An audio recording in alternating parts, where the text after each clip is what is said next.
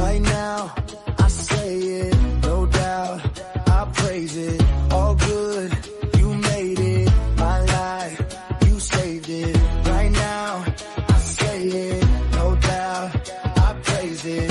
All good, you made it, my life, you saved it. God is great.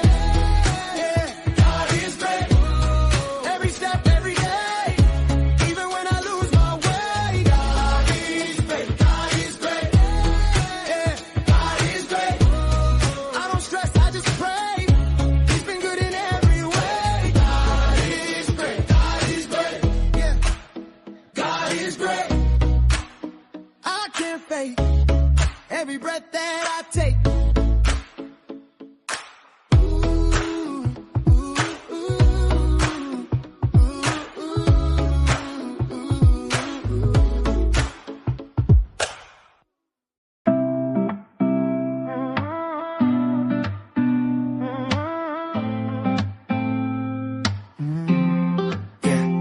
Brand new morning, brand new day.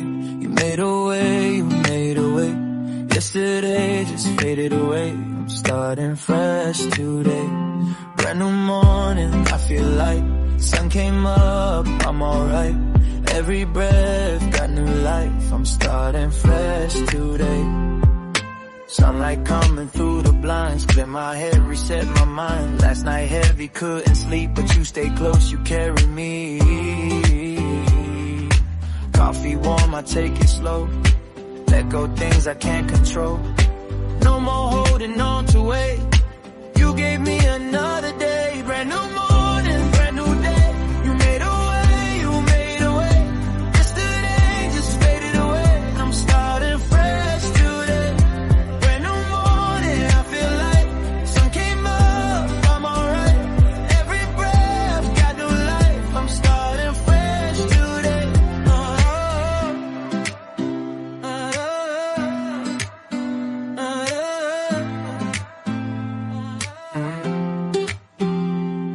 Right now, new start, clean slate, new heart, no past, no scar. You made me restart.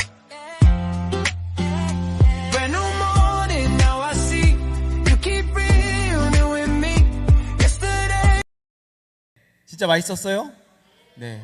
우리가 밖으로 수련회를 나가지 않고 교회에서 하니까는 우리 선생님들이 하고 싶은 거를 다 할 수 있게 되더라고요. 네. 밖에 수련회장에 가면은 주는 밥만 거기서 짜주는 식단대로 짜주는 음식을 먹어야 되는데 교회에서 하니까 우리가 준비서부터 재료 선정부터 우리 지도장로님 부장님들이 우리 캠프 본부장님으로 세워져서 우리 수련회를 준비했는데 목사님은 오늘 먹은 소고기가 미국산이어도 괜찮습니다, 수입산이어도 괜찮습니다 했는데 우리 본부장님들이 안 된다, 한우여야만 됩니다. 그래서 한우인 줄 알았는데 오늘 먹다 보니까는 2+였다고. 네, 여러분 계속해서 준비되어 있으니까는 여러분 즐기시고 네, 우리 육신을 채우는 시간이었으면 오늘 또 지식을 채우는 시간입니다. 우리 너무나도 모시기 어려운 교수님을 모셨는데 우리 한세대학교 실천신학 교수님이시고 대외협력차장이시고 영상글로벌 신학연구 소장이신 우리 최성훈 교수님, 지난번에도 한번 오셨는데 저번에 너무 세미나를 잘해 주셔가지고 우리 한 번 더 여러분하고 한번 나누려고 한 번 더 모셨습니다. 우리 최성훈 교수님 모실 때 다시 한번 환영의 의미로 할렐루야 하겠습니다. 할렐루야.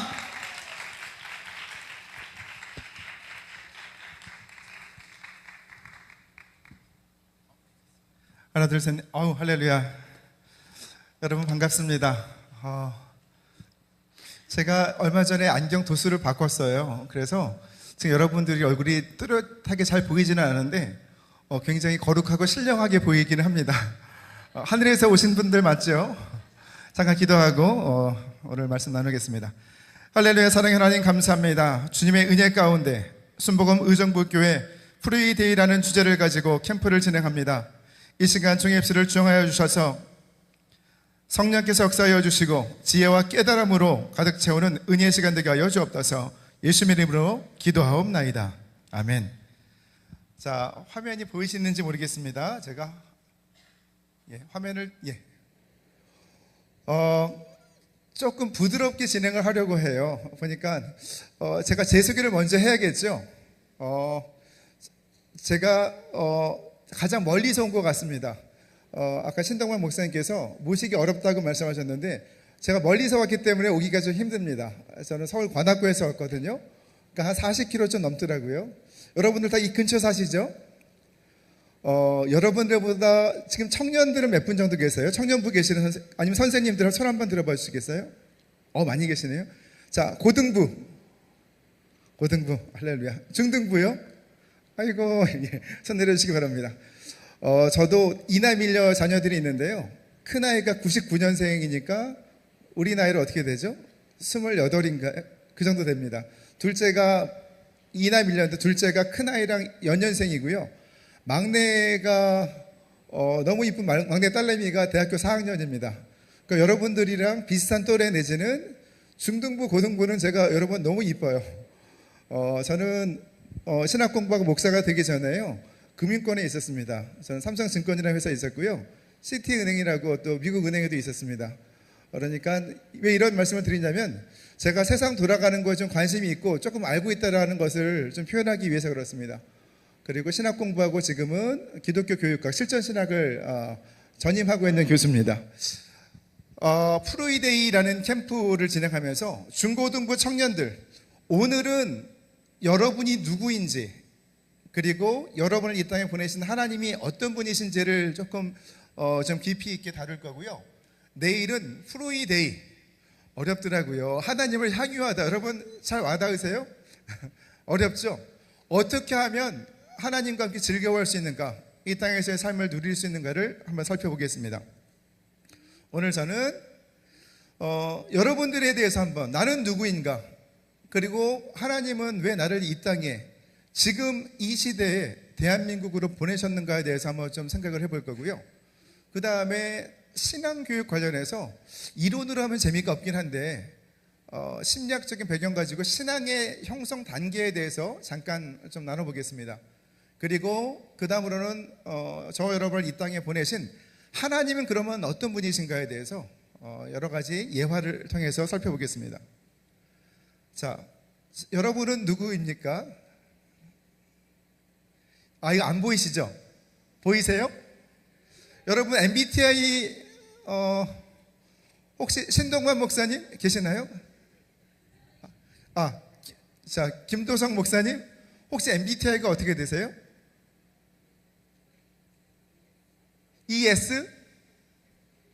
ESFJ요.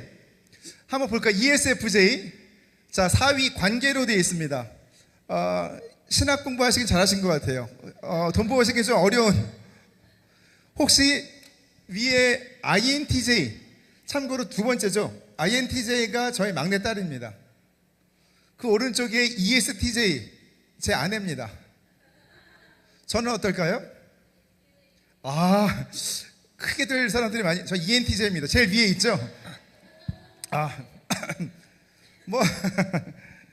여러분은 어떻습니까? 혹시 ENTJ 있으세요?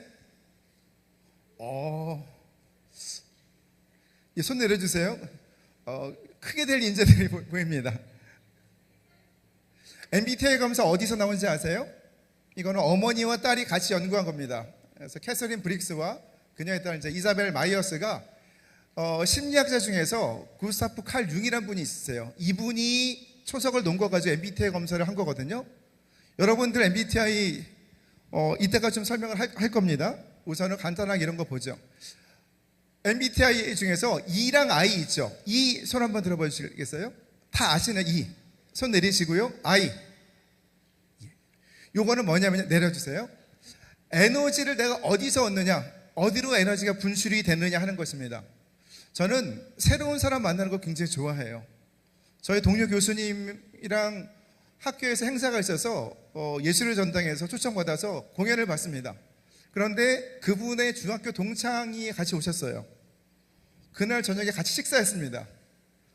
한 30년 지기처럼 신나게 한 서너 시간 떠들었어요. 그리고 안녕히 가세요 왔는데 저녁 에너지를 받아요. 저는요.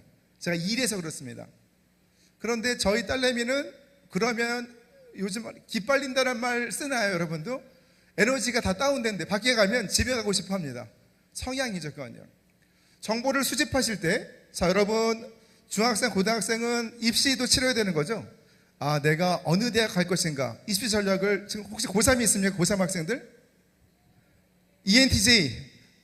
제가 열심히 기도하겠습니다. 나중에 결과를 꼭 담임 목사님 통해서 알려주세요. 나중에 이름도 좀 알려주세요. 자, 정보를 수집할 때 현실을 기반으로 판단을, 그러니까 의사결정 정보를 인식을 하느냐, 상황을, 아니면 직관적으로 받아들이냐. 아까 N이라고 그랬죠? 그러면 저 학생 같은 경우에는 다 필요 없어요. 내가 마음 먹으면 열심히 공부할 겁니다. 안 그럴 수도 있긴 있습니다. 정도가 좀 다르긴 하죠. 판단할 때 생각을 하느냐 아니면 감정으로 느끼느냐. 저는 이런 일이 있습니다. 저희 막내가 고등학교 다닐 때 천장을 보면서 한숨을 쉽니다. 그래서 왜 그러니? 누구누구 이름 부르면서 그랬더니 아빠, 제가 뭐가 되려고 그러는지 모르겠어요. 시험을 망쳤다는 겁니다. 나중에 좀 재수가 없었어요. 그러니까 97점 맞았더라고요. 근데 감사합니다. 웃어주셔서. 근데 그러면 저희는 집안이 어떠냐면 제가 ENTJ고요. 큰아들, 둘째 아들이 다 ENTJ입니다. 막내가 INTJ죠. 제 아내가 ESTJ예요. 그러면 저희는 어떻게 하냐면 시험 망쳤다 그러면 저희는 그래? 그 다음에 저 엑셀로 두 표를 만듭니다. 이게 국어는 몇 단위고 수학은 몇 단위고 이렇게 되면 이걸 몇 단위 맞추면 이러면 네가 원하는 내신 등급 맞출 수 있다. 저희는 그런 얘기를 하는데 막내가 또 그걸 받아들여요. 아, 그렇죠. 그래서 저희가 식사하다가 대화를 하다가 며느리가 F인 며느리가 들어오면 굉장히 상처를 입겠다. 저희는 그냥 팩트 가지고 얘기를 해요. 그 다음에 앞으로 계획 세울 때 자료를 보고 판단을 하는지 아니면 인식을 하는지 이런 차이입니다. MBTI를 가지고 굉장히 많은 것이 바뀌죠. 여러분, 유형별 특징이 있습니다. 안 보이시겠네요. 혹시 신 목사님 MBTI 어떻게 되세요? ISFP요. 호기심 많은 예술가 스타일입니다. 여기 계시면 안 될 것 같아요. 다음 세대고 괜찮으실 것 같네요. 혹시 여러분 잘 보이세요? 안 보이세요? 보이세요? 유형별로 베스트 직업입니다. ISFP. 신 목사님은 패션 디자이너가 되셔야 될 분입니다. 잘못 오신 것 같아요. 뭐예요? 변호사예요. 제 조카가 아이가 저희 처남네 아기인데 막내 처남네 아기인데요. 여기가 이제 중학생 됐습니다. 근데 얘가 어릴 때부터 얘가 이뻐요. 근데 공부하는 걸 너무 싫어합니다. 그런데 앞으로 장래희망 변호사예요. 근데 공부 안 하고 변호사가 될 수 있으면 참 좋겠다는 생각을 합니다. 자, MBTI 유형별로 지옥에 간 이유입니다. 신 목사님 ISFJ? ISFP요. 악마한테요, 지옥이 천국보다 더 좋다 설득을 당하신 거예요. 아까 ENTJ 두 학생 있죠? ENTJ는 왜 지옥에 간지 아세요? 네가 악마라서. 제가 ENTJ입니다. 조금 마음이 그렇게 평안하지 않으실 텐데, 성경에 나온 인물들 MBTI 유형을 좀 분류해 봤습니다. ENTJ 두 학생 바울입니다. 우린 여기 있을 사람이 아니에요. 선교 나가야 됩니다. 그런데 여러분 또래가 선교학에서는 다음 세대가 미전도 종족이에요. 복음화율이 3%가 안 되면 미전도 종족이거든요. 여러분 참 잘 오셨습니다. 자, 성경에 있는 인물들, 여러분을 보이실지 모르겠습니다. 자, 지금 우리가 살아가고 있는 사회를 플랫폼 사회라고 그래요. 들어보셨나요? 플랫폼. 여러분들, 저는 유튜브를 볼까요, 안 볼까요? 어떻게 하죠? 잘 안 보는데요. 요즘에 교회를 유튜브에 어떤 교회들 많이 들어가 봤습니다. 그러니까 요즘에 뭐 다음 같은 걸 펴고 뭘 해도 자꾸 교회 굿즈, 나중에 오늘 아니면 내일 가추라고 그 홈페이지를 한번 저희가 살펴볼 텐데요. 그러니까 동영상들이 교회 설교가 계속 뜨는 거예요. 유튜브 들어가면 그렇게 합니다. 이게 알고리즘 때문에 그렇습니다. 알고리즘을 통해서 여러분에게 개인별로 다 맞춤으로 이렇게 화면을 구현하는 것, 이게 플랫폼입니다. 여러분들이 그래서 여러분들 핸드폰에서 유튜브를 딱 띄웠을 때 뭐가 뜨느냐 보면 여러분들이 평소에 어떤 걸 좋아하시는지가 드러나는 거예요. 우리나라에서 네이버나 카카오도 그렇고요. 이 플랫폼이 우리에게 정보를 줘요. 그러니까 여러분들이 좋아하는 것만 계속 나옵니다. 그러면 여러분들이 그걸 보면서 아, 다른 사람들도 이렇게 생각하는구나. 이게 학문적인 용어로 확증 편향이라고 그래요. 그리고 다른 사람들이 보는데 나는 싫어합니다. 이거는 시대적으로 인기 있는 게 아니구나 착각할 수 있어요. 이게 이제 학문적 용어는 확증 비편향인데, 이게 뭐냐면 여러분들이 원하는 거에 맞춰서 컴퓨터가, 휴대전화가 여러분들에게 정보를 준다는 것입니다. 지금 AI 시대죠. 혹시 AI 쓰세요? 챗GPT 많이 쓰시죠? 구독하시나요? 중고등부 학생들은 안 해도 되고요. 청년들은 교회 선생님들, 목사님, 전도사님들 하시는 게 좋습니다. 챗GPT가 근데 윤리적으로 이게 완전히 다듬어지지 않았어요. 그래서 거기서 나온 분들이 만든 게 클로드입니다.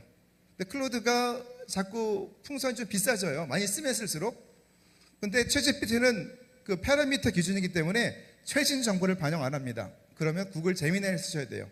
그러니까 AI 툴들을 교회에서 목사님, 전도사님들 한 서너 가지 쓰시는 게 좋습니다. 지금이 Artificial General Intelligence, 올해는 이미 인간 수준으로 올라옵니다. 그리고 한 5년 지나면 인간을 뛰어넘어요. 그게 Artificial Super Intelligence라는 건데 지금 굉장히 많이 지금 와 있습니다. 아직은 이게 뭔지 모르셔도 됩니다. 여러분들 제너레이션 Z, 여기서 95년에서 2009년 사이 대부분 95년에서 2009년 출생하신 분들 손 한번 들어봐 주시겠어요? 그게 아니신 분들만 손 내리시고요. 94년 이전에 태어나신 분, 자, 이분들을 세 글자로 9세대라고 합니다. 네, 손 내려주세요. 2010년 이후 있으세요? 어이구, 여러분들이 바로 그러면 2026년 이하는 없으시죠? 여러분들 지금 중등부예요? 고등부도 있습니까? 여러분들이 알파 세대입니다. 자, 제너레이션 Z, 저희 아이들 다 여기 들어가거든요. 한 번에 여러 가지를 해요. 그러니까 교회에서 주입식으로 공과 공부하면 제너레이션 G세대는 싫어합니다. 그리고 재밌는 게 있어요. 여러분들 부모님이나 어른들은요, 설교를 할 때 귀를 쫑긋하고 들으시는 것 같습니다. 굉장히 근엄하시죠. 거룩하시고. 그런데 딴 생각하고 계세요. 여러분들은 지금 너무 태도가 너무 좋아서 제가 뭉클합니다. 여러분들은 다른 거를 해도 귀에 뭐 이어폰 꽂고 뭐 하고 다른 걸 하는데 제가 지금 하는 얘기를 다 듣고 있어요. 이게 여러분 이전 세대와 다른 겁니다. 여러분은 한 번에 여러 가지가 가능한 그런 세대입니다. 그런데 경쟁이 치열하죠. 그래서 공정함을 굉장히 강조합니다. 예전에는 학교에서도요, 강의 시작할 때 보면 위에 이 책상 위에 음료수가 쭉 늘어서 있었습니다. 요즘 학생들 안 그렇습니다. 저 학생 뭔데? 저도 부담스러워요. 제가 음료수 받아서 마시고 점수를 더 잘 줄 수도 있다고 생각할 수 있잖아요. 오해할 수 있는 거죠. 그래서 요즘에는 안 주고 안 받습니다. 약간 좀 이렇게 좀 인간관계가 조금 좀 메말라 가는 것도 좀 느껴지긴 합니다. 그래서 여러분들은 경쟁이 치열하죠. 그래서 여러분들이 좀 피곤하세요? 혹시 피곤한 학생들 안 피곤하세요? 예, 손 내려주세요. 그래서 피곤한 거예요. 경쟁이 치열해서. 그러면 제너레이션 이제 알파 세대, 알파 한번 2010년 이후 신세대입니다. 손 내려주세요. 여러분들은 2010년에 뭐가 나왔냐면 아이패드가 나옵니다. 완전한 패러다임의 전환이에요. 2011년에 애플의 스티브 잡스가 소천합니다. 이분이 세상을 떠나요. 그러면서 혁신이 사라집니다. 지금 애플 CEO가 누군지 아세요?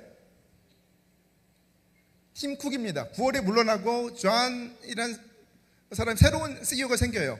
왜냐하면 스티브 잡스 사후에 혁신이 한 번도 일어나지는 않습니다. 인구 통계학자 중에 마크 맥클린들이 이 세대는 기존 세대와 너무 다르다. 그래서 알파부터 이렇게 그리스어로 알파, 베타, 뭐 감마 이렇게 쭉 나가는 알파벳이 있습니다. 알파 세대, 완전히 새로운 세대. 여러분들은 알파 세대고요. 제네레이션 Z 세대도 약간 9세대죠. 여기 볼 때는요. 알파 세대는 유튜브 그냥 보지 않습니다. 그냥 내가 만들어버리고 내가 리뷰 막 올려요. 제가 볼 때 가장 무서운 세대입니다. 앞으로 한국 교회가 주목하는 세대죠. 근데 여러분의 시대가 저물고 있습니다. 베타 세대 때문에 그래요. 작년부터 태어난 세대들이 2039년까지 베타 세대라고 합니다. 아직은 몰라요. 지금 영유아부에 있을 가능성이 높고요. 여러분들은 디지털 네이티브, 태어나면서부터 이 디지털 환경이 익숙하죠. 지금 베타 세대는 AI 환경이 익숙합니다. 그리고 학자들은 어떻게 예측하냐면 어떤 생태 문제에 대해서 22세기를 위해 고민하는 세대다, 이렇게 생각하고 있습니다. 여러분, 어떤 폰을, 혹시 갤럭시 갖고 계신 분들, 삼성 갤럭시, 할렐루야, 예. 손 내리시고요. 아이폰, 예, 내려주세요. 왜 아이폰 쓰세요? 성능이 뭐가 좋을까요? 다 똑같은데 디자인이 다 똑같지는 않습니다. 올해 애플이 폴더블 폰 지금 새로 나오거든요. 그런데 여러분들 마음에는 이 용어가 요즘도 쓰는지 갤럭시는 구려. 죄송합니다. 제가 목사가 이런 얘기를 해서. 근데 이런 표현이 아니라고 그러면 좀 이해해 주세요. 왜 갤럭시가 이미지가 안 좋아졌을까요? 자, 위에 있는 분 누군지 아세요? 토마스 에디슨입니다. 토마스 에디슨이 세운 회사가 제너럴 일렉트릭이라는 GE라는 회사예요. 그때 모토가 뭐냐면 Imagination at Work. 그러니까 상상이 현실이 되는 것, 상상했던 걸 만듭니다. TV 만들고요, 전화기 만들고, 전화기는 또 그레이엄 벨이지만 전구 만들고요. 이게 다 에디슨 이후에 문명의 이기를 우리가 누리고 있는 겁니다. 근데 스티브 잡스는요, 그 정도 가지고는 안 되지. 그래서 think different. 상상이 현실이 되게 하는 것 이상으로 다르게 생각해 보자. 그거 넘어져. 한 수 앞서 있습니다.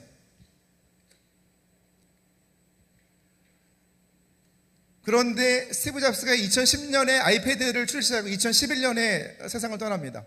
그 다음에 혁신이 없어요. 그래서 Think Different 2.0 2.0 시대가 이제 열릴 겁니다. 존 테너스라는 분이 9월에 CEO로 새로 이제 올라가요. 근데 지금 어떻게 될지 모르겠습니다. 왜 갤럭시가 인기가 없을까요? 어머니들 때문에 그렇습니다. 여러분들 부모님들 때문에. 2000년대 중반부터 게임 중독. 게임 요즘에 어때요? 게임 잘하면 굉장히 돈을 많이 벌고요. 사회에서 자리 든든하게 잡습니다. 근데 2000년대 중 한 20년 전에 부모님들이, 특히 어머니들이 게임 못하게 하시기 위해서요, 게임이나 유튜브나 음악 앱 설치가 안 되는 폰을 원했어요. 또 자녀들이 어디 학원 안 가고 도망갔을까봐 GPS를 달았습니다. 그게 대표적인 핸드폰들이 U+는 갤럭시 J3고요. 또 KT는 A10e 뭐 이런 거, 뭐 SKT는 A21s 이런 거 나왔습니다. 여기 엎친 데 덮친 격으로 2022년에 갤럭시 S22 시리즈를 냈는데, 이게 게임이나 뭐 AI 이런 걸 쓰게 되면 배터리가 빨리 닳아요. 그러니까 특히 게임 같은 거 할 때, 그러니까 최대 성능을 강제로 제한합니다. 이게 게임 optimizing 서비스라고 GOS 사태가 벌어져요. 삼성전자가 이것 때문에 주주총회 통해서 공식적으로 사과합니다.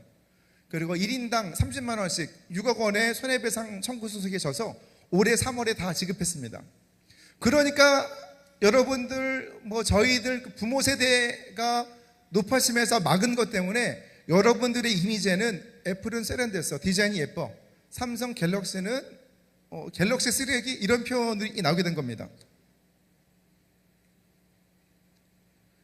자, 삼성이 시대를 놓쳤죠?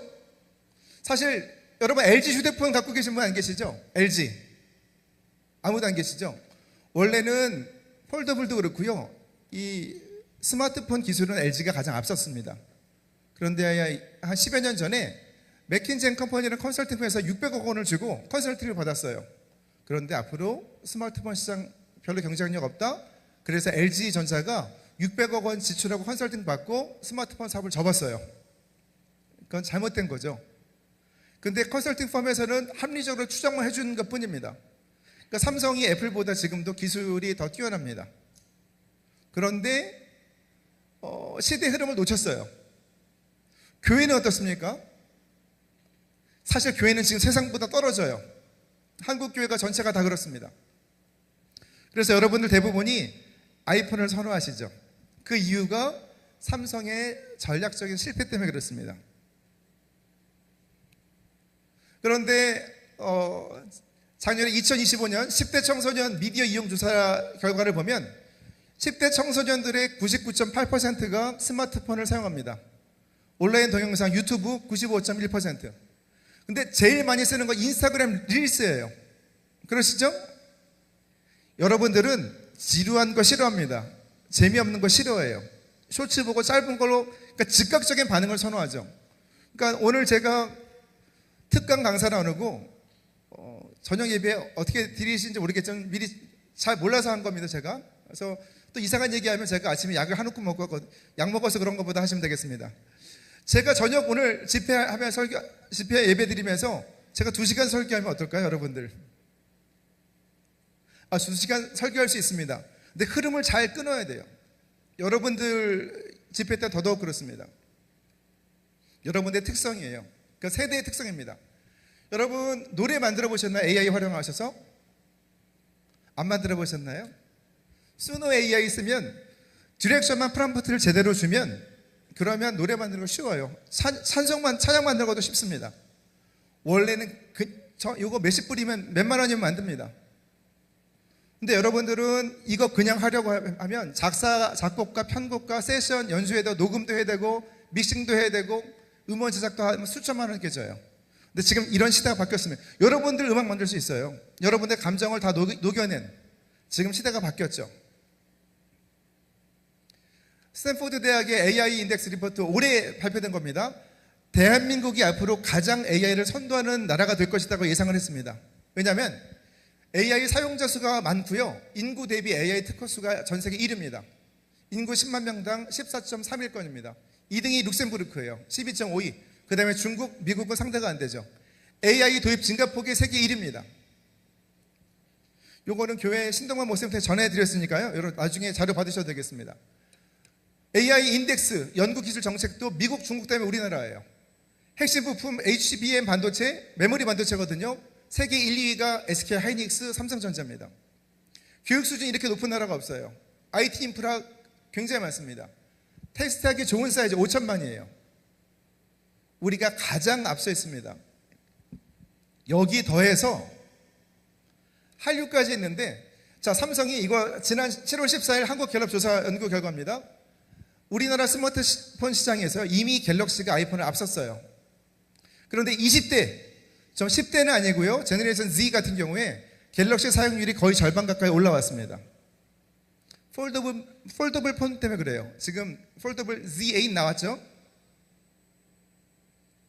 이거 알파 세대까지 이거 괜찮은데 근데 비싸요. 지금 전 세계적으로 통화가 많이 풀려서 컴퓨터 가격 굉장히 올라갔습니다.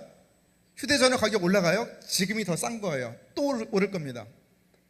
물론 저 같은 사람은 컴퓨터 6년 된 건데 잘 쓰고 있습니다. 근데 여러분이 AI를 많이 활용하신다? 게임을 좀 좋아한다 그러면 컴퓨터 사용이 좋아야 됩니다. 자, 2023년에 우리나라 김밥을 미국 사람들이 몰랐어요. 그러면 보면서 시커먼 거 이유하고 싫어했습니다. 그 쓰시냐고.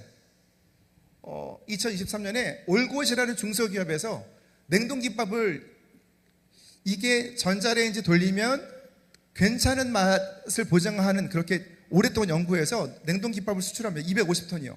트레이더 조스로 괜찮은 슈퍼마켓 체인점이에요. 다 팔렸습니다.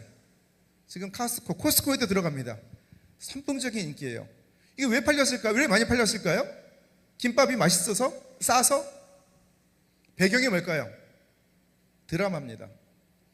2022년 포브스 선정 좀 몇 년 전이긴 하지만 이상한 변호사 우영우라는 드라마가 선풍적인 인기를 끕니다.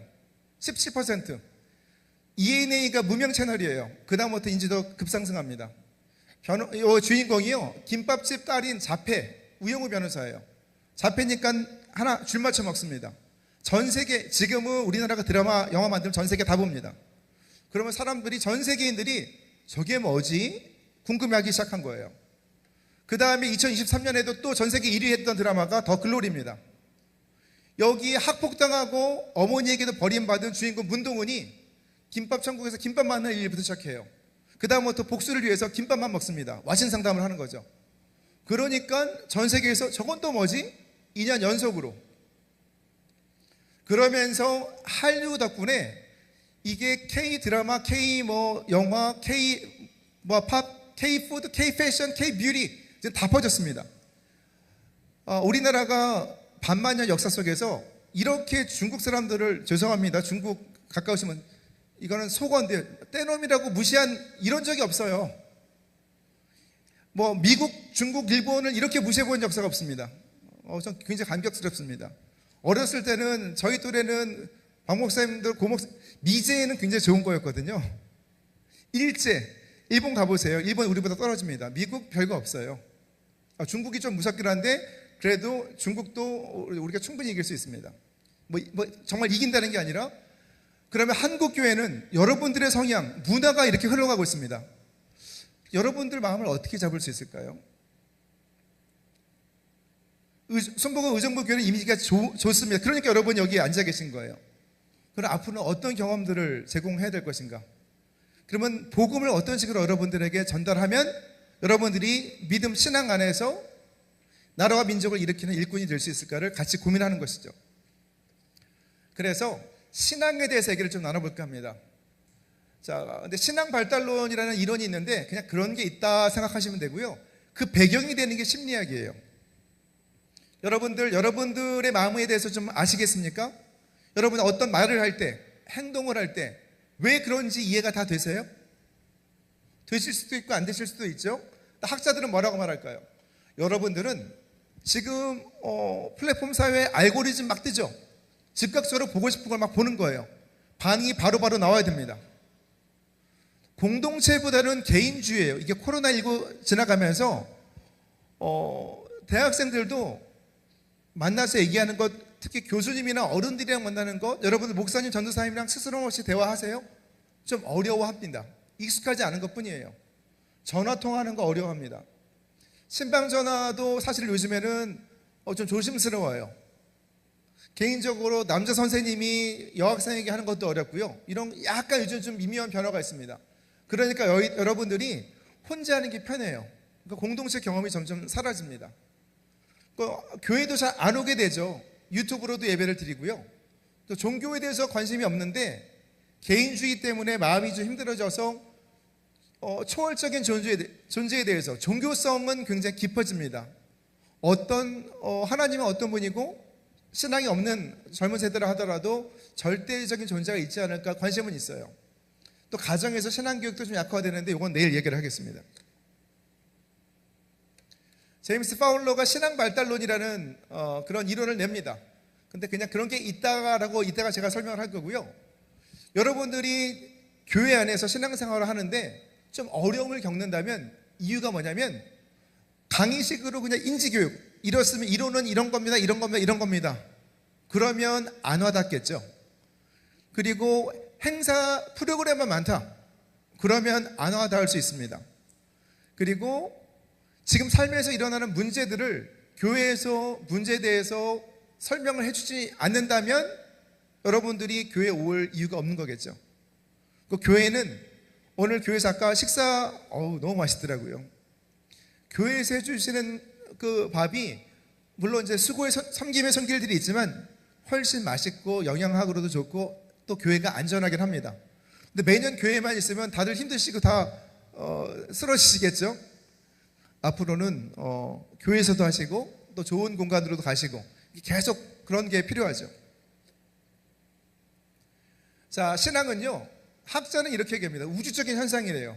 학자가 그렇게 얘기했다 이렇게 생각하고 넘어가시면 되겠습니다. 동적입니다. 그러니까 이런 게 있어요. 구원파란 이단은 여러분 구원받았습니까? 네, 그러면 몇 날 몇 시에 받았습니까? 물어봅니다. 대답 못하면 구원 못 받았네 이렇게 되는 거예요. 그런데 그렇지 않아요.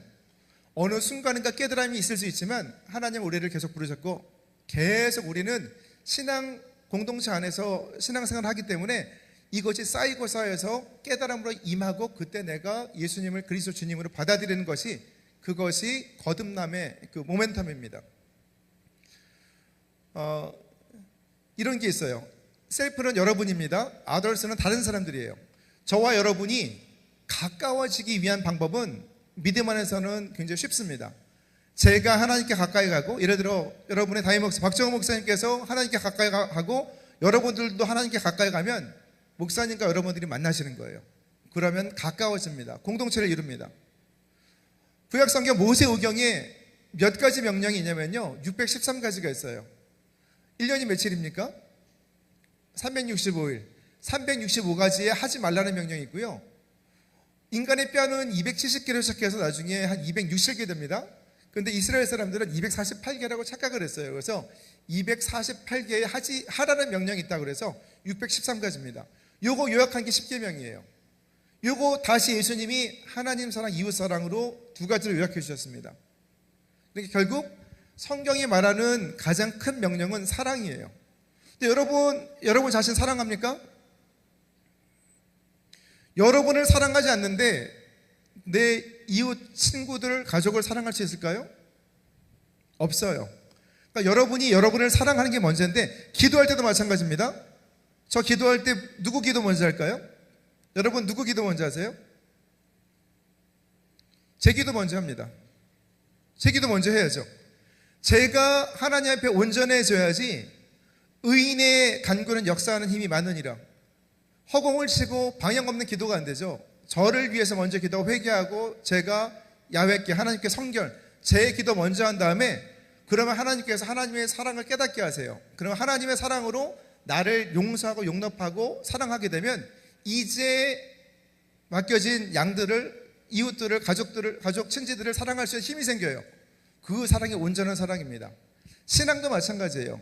신앙 강조하는 것은 사랑 안에서 하나가 되기 위해서 하나님이 신앙을 강조하시는 겁니다. 근데 이 신앙 발달론이라는 것, 신앙의 형성이 어떻게 되는지를 잠깐 볼 텐데, 이게 심리학적인 기초가 있어요. 심리학은 굉장히 간단합니다. 첫 번째가 정신분석학이에요. 우리 안에 있는 무의식이 여러분의 행동을, 자, 지금 졸리시면 잠깐 눈 붙이셔도 됩니다. 근데 예를 들어서 이런 경우가 있어요. 제가 좀 시험 드는 경우인데 안 졸라고 막 안 졸라고 머리를 흔들어요. 그럼 제가 얘기를 하다가 이게 아닌가 싶어서 제가 시험에 들긴 합니다. 그리고 막 어떨 때 질문을 해요. 질문하는데 얘 무슨 질문하면 기지개 켠 겁니다. 근데 심리학에서는 어떤 행동이든 이유가 다 있다고 합니다. 그게 우리 안에 있는 무의식이다, 이게 정신분석학이에요. 그렇지 않다, 환경이다, 행동주의 심리학이고요. 요거 합친 게 인지주의입니다. 뭐 이런 게 있다 보시면 되겠습니다. 넘어가죠. 프로이드라고 들어보셨나요? 지금부터 프로이드, 정신분석학의 기초를 놓은 사람입니다. 그냥 이런 게 있다 보시고 넘어가시면 돼요. 근데 중요한 것 중에 하나는 뭐냐면, 우리는 우리 마음대로 하고 싶은 이드라는 본능이 있어요. 그러니까 아이들은 먹고 싶으면 가서 막 움켜쥐고 먹는 거예요. 그러니까 공중도덕 이런 거 지킬 필요가 없죠. 아이는 당연히 그렇습니다. 근데 슈퍼 이고는 이게 초자아라고 해서 이게 어떤 사회적인 인격입니다. 요 중간에서 중심 잡는 게 그러니까 에고라고 하는 거예요. 이게 내 자아입니다. 근데 정신 분열은 이 에고가 무너진 거예요. 너무나 큰 충격받거나 어떤 스트레스 받거나 정신적으로 무너지는 사람들은 이 에고가 무너지는 거죠. 근데 프로이드에 의하면, 자, 여러분들 프로이드에 의하면 어린 시절에, 프로이드는 모든 것을 다 쾌감으로 봅니다. 어린 시절에 태어난 아이들은요, 이제 젖병을 빨면서, 어머니 젖을 빨면서 그 입술에 모든 감각이 다 몰려있다는 거예요. 젖을 떼고 나중에는 배변을 하면서 항문에다 몰려있다. 그 다음에는 성기에 몰려있다. 그 다음에 학교 가면 어때요? 이게 잠복기로 들어갑니다. 그리고 이게 사춘기 들어가면 중고등부 제너레이션 알파, 여기는 여러분들이 내 마음 나도 몰라 이럴 가능성이 높아요. 호르몬 때문에 그렇습니다. 프로이드는 우리가 참고로 삼을 만한 게 이렇게 발달 단계별로 특성을 얘기해 줍니다. 근데 아까 우리가 MBTI 검사에 초석을 넣었던 융은, 프로이드는 어린 시절의 경험만 얘기하는데요, 융은 아니다. 평생에 걸쳐서 성격이 발달하는 것이고 개인적인 무의식뿐만 아니라 집단의 문화도 영향을 미친다라고 봅니다. 여러분들이 지금 잠깐 피곤할 수 있어요. 왜 피곤할까요? 어제 늦게 잤기 때문에 그렇습니다. 저희 막내딸이 예전에 아빠 기도해 주세요. 왜 그러냐고 그러니까 꿈에 자꾸 좀비들이 나타난대요. 그래서 요즘에 본 게 다 좀비 영화들이더라고요. 보고 듣는 거가 영향을 미치죠. 그러니까 이렇게 환경이 영향을 미친다. 이게 행동주의 심리학입니다.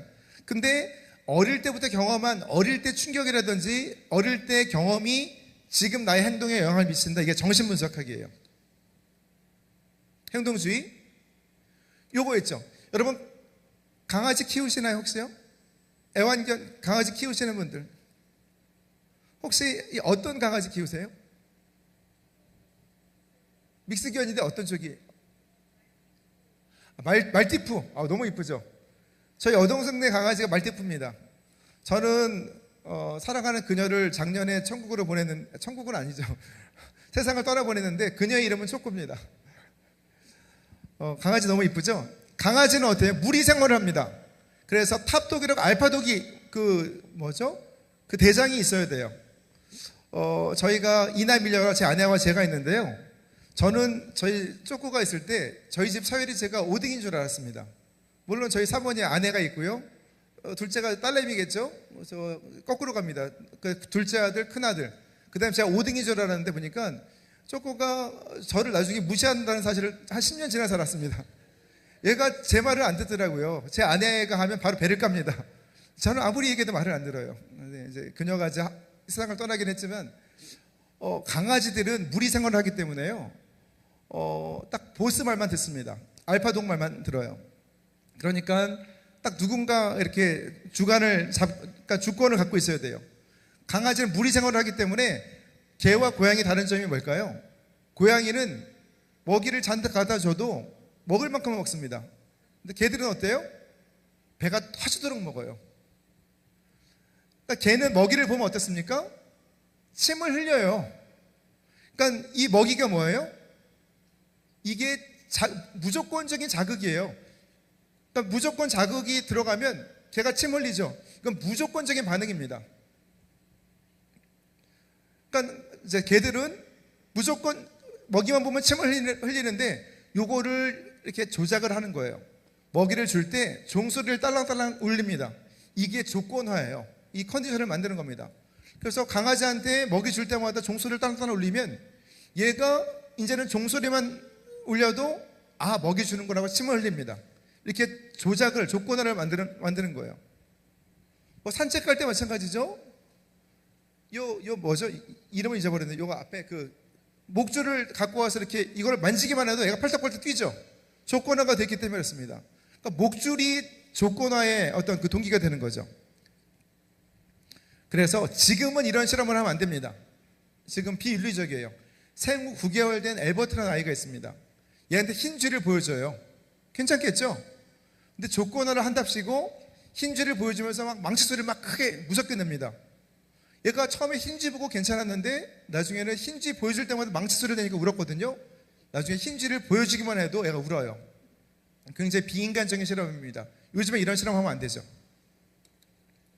그러면서 스키너라는 학자는 쥐를 자기 스키너 박스에 넣어놓고 어떤 레버를 누르면 먹이가 나오게 해놨습니다. 얘가 알겠죠? 누르면 나와요. 이것도 조건합니다. 이런 식으로 환경을 통해서 인간의 행동을 바꿔보겠다. 나중에 행동주의 심리학자들은요 5살, 6살 미만의 어떤 아이도 나한테 데려오면 어떤 형태의 인간이라도 만들 수 있다라고 담대하게 선언을 합니다. 하나님 앞에서 굉장히 이거는 잘못된 거죠. 강화가 뭐냐면 좋은 행동을 계속 나오게 하는 거예요. 그러니까 여러분 예를 들어서 선생님이나 부모님 입장에서 공부를 많이 했으면 좋겠다. 이게 좋은 행동이라고 생각할 때 공부를 해서 성적이 오르면 용돈 주는 것.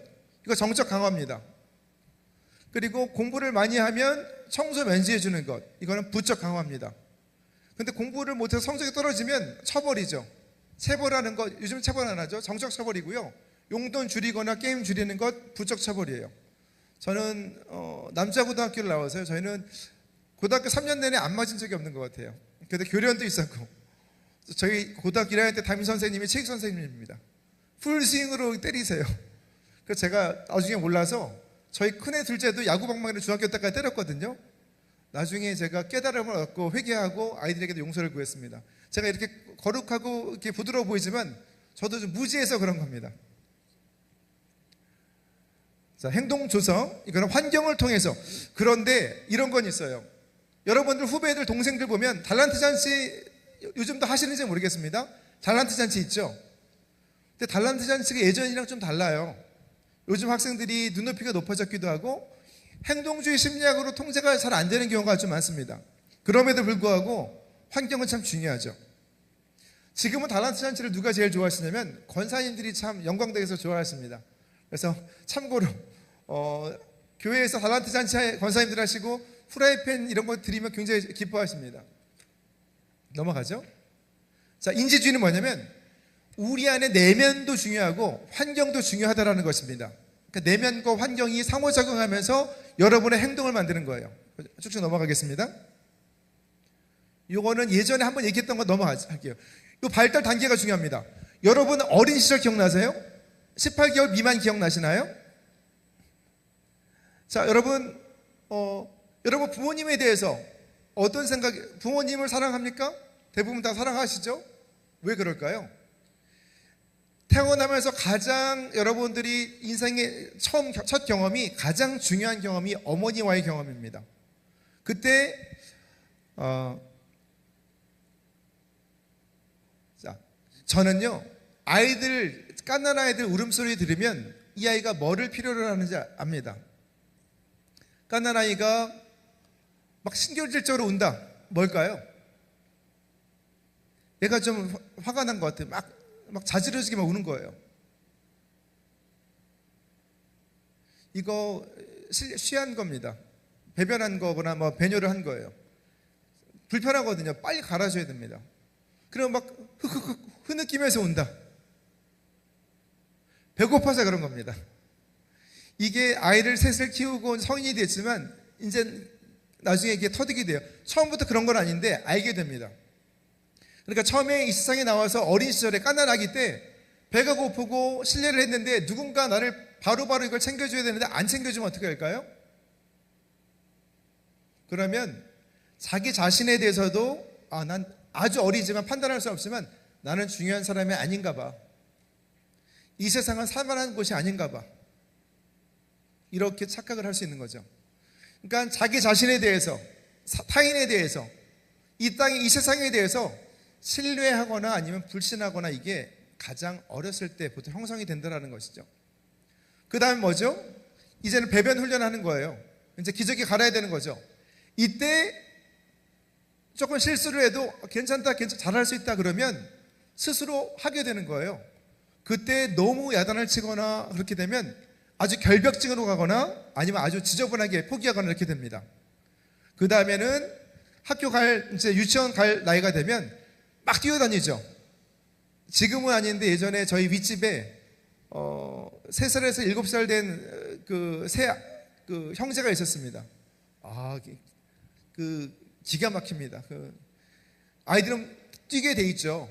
드럼 소리 같아서 제가 이제 박자에 대해서 약간 박치인데 박자에 대해서 좀 감을 터득하게 되더라고요. 아이들은 그렇습니다. 그때 너무 아이들을 몰아붙이지 않으면 자기가 주도적으로 움직이게 되고요. 그렇지 않으면 불필요한 죄책감을 갖게 되죠. 그리고 학교 가면 좋은 선생님이 참 중요하죠. 친구들 관계 중요하고요. 잘한다 하면 더 잘하게 되고요. 너는 왜 그러니 그러면 자존감도 떨어지고 세상에 대해서 신뢰를 못하게 되죠. 그리고 청소년기, 여러분들이 이제 아까 알파 세대 친구 관계가 제일 중요해요. 근데 그 연구 결과를 보면 학업 성적과 입시, 진로의 고민 같은 거 볼 때 중위권인 학생들이 그런 고민들이 가장 많습니다. 상위권은 오히려 그런 공부할 그 고민할 겨를이 없어요. 하위권은 고민을 안 합니다. 이건 포기 상태죠. 이거는 공교육의 문제죠. 교우 간의 갈등, 상위권에 있는 학생들은 적습니다. 중위권도 마찬가지예요. 근데 하위권에 있는 학생들은 교우 관계가 중요하잖아요. 그러니까 교우 관계로 인한 갈등이 더 많습니다. 그리고 청년들 성인이 되면 이제는 이성 관계도 그렇고 어떤 새로 만나는 그런 어떤 부부 관계가 굉장히 중요해지는 거죠. 뒤에는 거 보시면 되겠습니다. 피아제 같은 경우에 들어보셨나요? 피아제는 연체동물 연구에서 박사학위를 받은 사람입니다. 연구를 자기 자녀 3명 가지고 연구를 했어요. 이게 다 그러니까 0세에서 2세는 뭐냐면 앞에서 딸랑이 같은 거 있죠. 왔다 갔다 하면 뒤로 숨기면 어린아이들은 어디 갔는지 못 찾습니다. 요거 찾을 수 있게 되는 거고, 그 다음에는 2세에서 7세 요건 참고를 하시면 되겠어요. 빨리빨리 넘어가겠습니다. 이성을 사용하느냐 못하느냐입니다. 뒤에도 마찬가지고요. 이런 거 있죠. A와 B, 그러니까 이렇게 긴 컵과 작은 컵 물의 양은 같습니다. 이걸 옮길 때 똑같은 양인지 알 수 있느냐 없느냐, 인지 능력 발달인데 인지주의 심리학 이걸로 얘기를 합니다. 넘어가죠. 자, 이제 신앙 발달에 대해서 얘기를 좀 하려고 합니다. 어린애들 신앙 어떨까요? 이때는 신앙의 어떤 기초가 아직은 형성되지 않은 때입니다. 지금 갓난 아이들, 양육자, 특히 어머니와의 관계를 통해서 마음을 열까 말까 신앙에 대해서, 절대자 하나님에 대해서 이거를 가늠하게 됩니다. 이제 영유아부, 이때가 본격적으로 신앙을 형성하는 거예요. 이때는 어른들이 해주시는 이야기를 통해서 하나님에 대한 어떤 그 이미지를 이제 만들기 시작합니다. 그러니까 이 어린아이들 내지는 그 초등학생들에게 사사기 같은 것, 여호수아 같은 것, 가나안 막 다 쓸어버리는 거, 이런 성경 공부하는 거는 좀 안 좋겠죠. 아주 어렸을 때는 부모님 신앙을 보면서 흡수를 합니다. 여러분들 그런 시기를 아마 거친 학생들이 많을 거예요. 두 번째, 초등학생들 같은 경우에는 이야기가 중요합니다. 그러니까 기독교 신앙에 대해서 어떤 공과 교수를 통해서, 성경 말씀을 통해서, 예배를 통해서 받아들이는 거예요. 그러니까 너무 폭력적인 것, 자극적인 것은 이때는 내용을 좀 빼야겠죠. 이제 여러분들 청소년기, 청년 초기입니다. 이때는 교회 분위기가 굉장히 중요해요. 교회의 예배 분위기, 설교의 형태, 교회의 어떤 그런 질서가 여러분들의 신앙 형성에 굉장히 많은 영향을 미칩니다. 그런데 순복음교회는 좀 뜨거워요. 기도도 잘합니다. 그래서 여러분들이 신앙의 DNA가 지금 형성이 많이 되고 있는 거예요. 그리고 청년, 선생님들 이상 되시는 분, 교사 봉사하시는 분들, 이분들은 이때는 개별적으로도 성경 공부를 하실 수가 있고요. 소그룹을 통한 교제가 가장 왕성하게 이루어지는 시기입니다. 근데 기존에는 당연하게 생각했던 것, 다시 한번 생각을 하게 되죠. 제가 예전에 기도원 생각할 때, 여러분 기도원 가보시면 이런 거 많이 붙어있죠. 예레미야 33장 3절. 수많은 목사님들이 약간 이거를 잘못 말씀을 하세요. 너는 내게 부르짖으라, 내가 내게 응답하겠고, 내가 알지 못하는 크고 은밀한 일을 내게 보이리라 하면 다 아멘 아멘 합니다. 하나님이 예비하신 크고 은밀한 일이 뭘까요? 이스라엘이 바벨론 포로 생활 70년 하는 겁니다. 33장 15절 보면 2세가지, 다윗의 가지에서 싹이 난 건 메시아 예언이에요. 그러니까 하나님 오늘 제 기도 제목 응답해 주옵소서가 아닙니다. 그런데 이거를 잘 모르시는 분들이 잘못 적용하는 것도 있는 거죠. 그리고 신명기 보면 예전에 이제 최자실 목사님 이런 말씀 많이 하셨어요. 기도하실 때 들어가도 나가도 복을 받고 위에 있고 아래에 있지 아니하고 머리가 되고 꼬리가 되지 아니하고 꾸어줄지라도 꾸이지 아니하고 앞에 걸 우리 놓칩니다. 하나님의 말씀을 지켜 행하면 그렇게 되는 거죠. 근데 우리는 앞에 거를 얘기를 안 해요. 여러분들이 청장년기에 이상하다라고 성경 말씀에 대해서도 비판적으로 보는 것이 제임스 파울러에 의하면 4단계 신앙입니다. 로마서 8장 28절 어떻습니까? 기도할 때 하나님 모든 것이 합력하여 선을 이루게 하여 주시옵소서 기도하죠. 앞에가 뭐라고 써있죠? 하나님을 사랑하는 자, 곧 그 뜻대로 부르심을 받은 자들에게는 모든 것이 합력하여 선을 이룹니다. 그럼 모든 것이 합력하여 선을 이루려면 하나님을 사랑하고 알아야겠네요. 그 뜻대로 부르심을 받아서 이게 있어야겠네요. 그게 없다면 모든 것이 합력하여 선을 이루지 않죠. 이런 것 하나하나 따져보는 것이 4단계 개별적이고 성찰적인 신앙입니다. 그 다음 단계가 이 파울로에 의하면 뭔가 아니에요. 성경에 뭐 어떤 게 있죠? 하나님이 승리하게 하시고 복을 베풀어 주시고 은혜를 주십니다. 그런데 성경에 있는 인물들이 지독하게 고난을 겪어요. 이게 욥도 그런 탄원을 하죠. 다윗도 마찬가지입니다. 악인의 번성함은 어찌입니까? 선이 승리하고 의의 열매를 맺지 않습니까? 성경은 한쪽에서는 믿음으로 선이 승리하고 의의 열매를 맺는다고 주장을 합니다. 반대로는 믿음의 백성들, 의인들이 고난을 당해요. 이런 모순과 역설. 또 베드로 사도 이런 말을 하죠. 하나님께는 하루가 1000년 같고 1000년이 하루 같아서 아무도 멸망에 이르지를 않기를 원하신다고. 그러면 기도하죠. 하나님 지금 응답하여 주시옵소서. 하나님이 응답하시죠. 하루만 기다려라. 그러면 하나님의 시간이 초월적 1000년만 기다리면 됩니다. 보편적 신앙은 요거는 우주적인 신앙이라고 하는데 이런 게 있다고 보시면 되겠습니다. 요거는 파울로의 연구에서 나온 것이 아니고 요건 추상적으로 만든 겁니다. 그러니까 신앙이란 것에 대한 얘기를 했고요. 사실 오늘 여러 가지 주제들이 많이 있었는데 제가 지금 좀 빨리빨리 넘기는 겁니다. 여러분 반응을 보면서 저는 이렇게 중학생들이 이렇게 많을 줄 몰랐어요. 제가 조금 좀 빨리 하고 있는 겁니다. 이제 조금 좀 천천히 느슨하게 하겠습니다. 그러면 하나님이 여러분 부르셨잖아요. 저와 여러분을 부르셨습니다. 우리가 저와 여러분 자신에 대해서 살펴봤죠? 신앙이 어떤 것인가 약간 딱딱하지만 살펴봤습니다. 그러면 그 하나님이 우리를 신앙의 길로 왜 부르셨는가? 그 하나님은 누구신가? 이 그림 혹시 보셨나요? 이거 라파엘로라는 화가입니다. 그리고 조각가기도 하고요. 그분의 그 그림인데요. 플라톤이라고 여러분 들어보셨죠? 플라톤은 눈에 보이지 않는 세상을 강조하는 사람이에요. 이데아의 세계, 아이디어. 근데 플라톤의 제자인 아리스토텔레스는 눈에 보이는 세상 가운데 있다는 거예요. 여러분 앞에 그 탁자가 있죠? 뭘로 만들어졌습니까?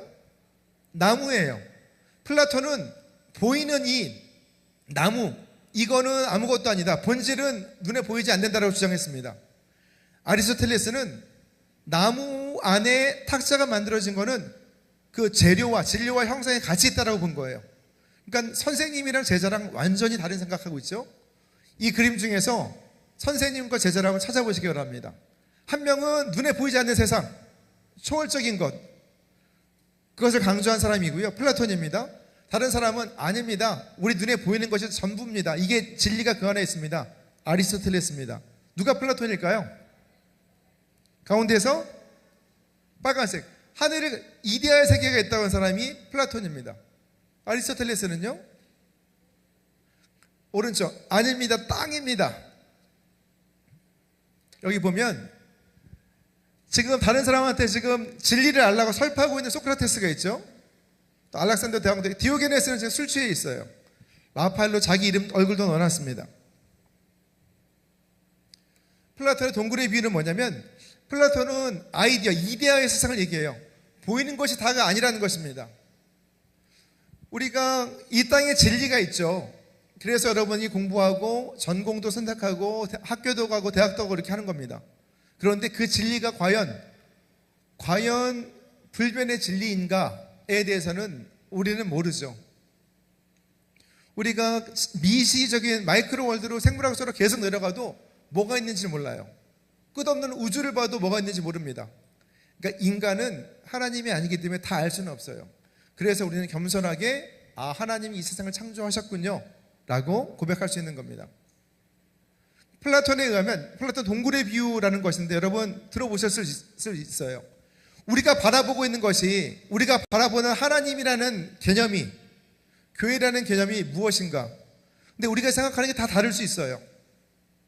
플라톤에 의하면 우리가 바라보는 것은 저 그림자에 불과하다라는 것이에요. 눈에 보이지 않는다.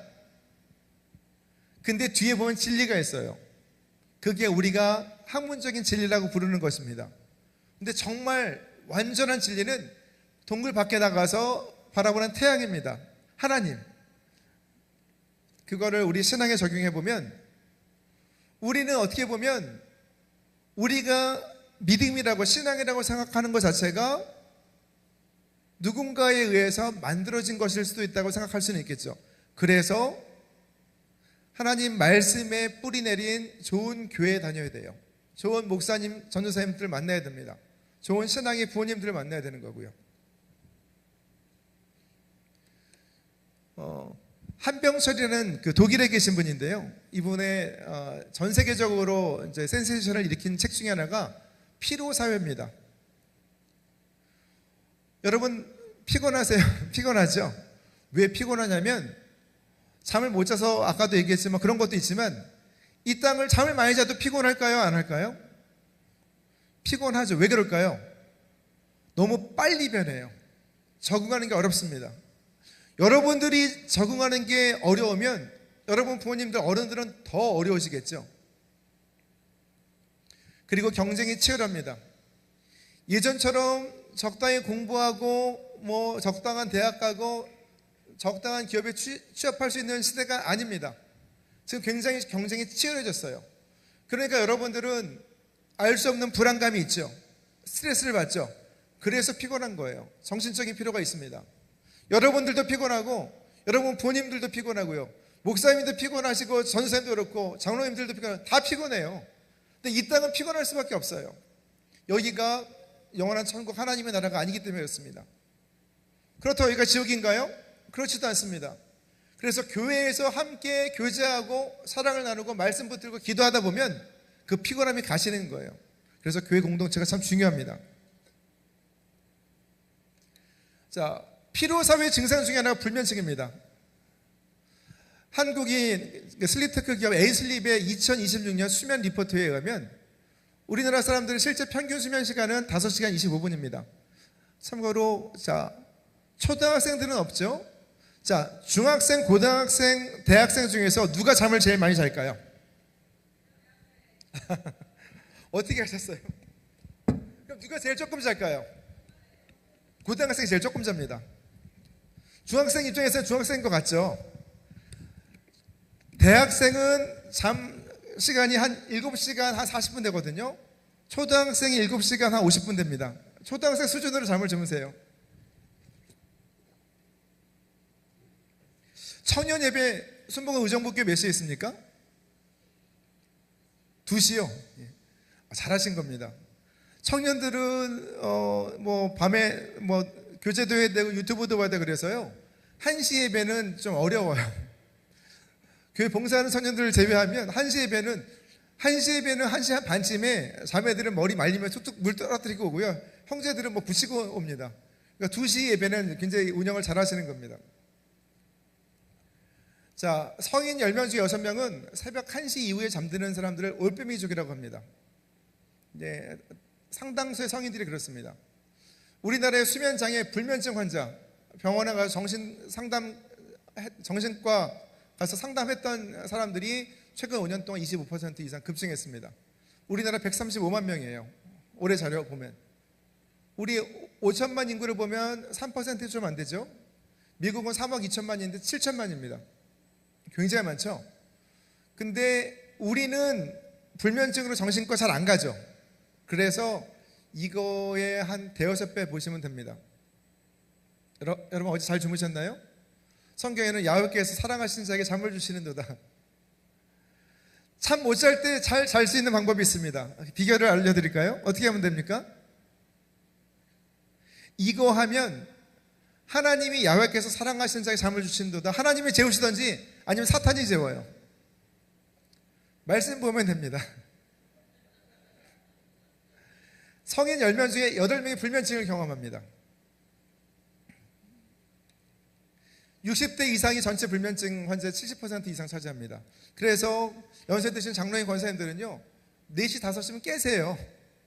그러니까 한국교회에 목사님 전도사님들이 다 하실 필요는 없지만 교회 새벽 예배는 다 있는 게 좋죠. 교회에 오셔서 기도하셔야 되죠. 최근 20, 30대가 굉장히 불면증 환자가 늘었습니다. 또 여기 나왔죠. 남성과 여성 중에 누가 더 많을까요? 여성들이 호르몬 때문에 그렇기도 하고요.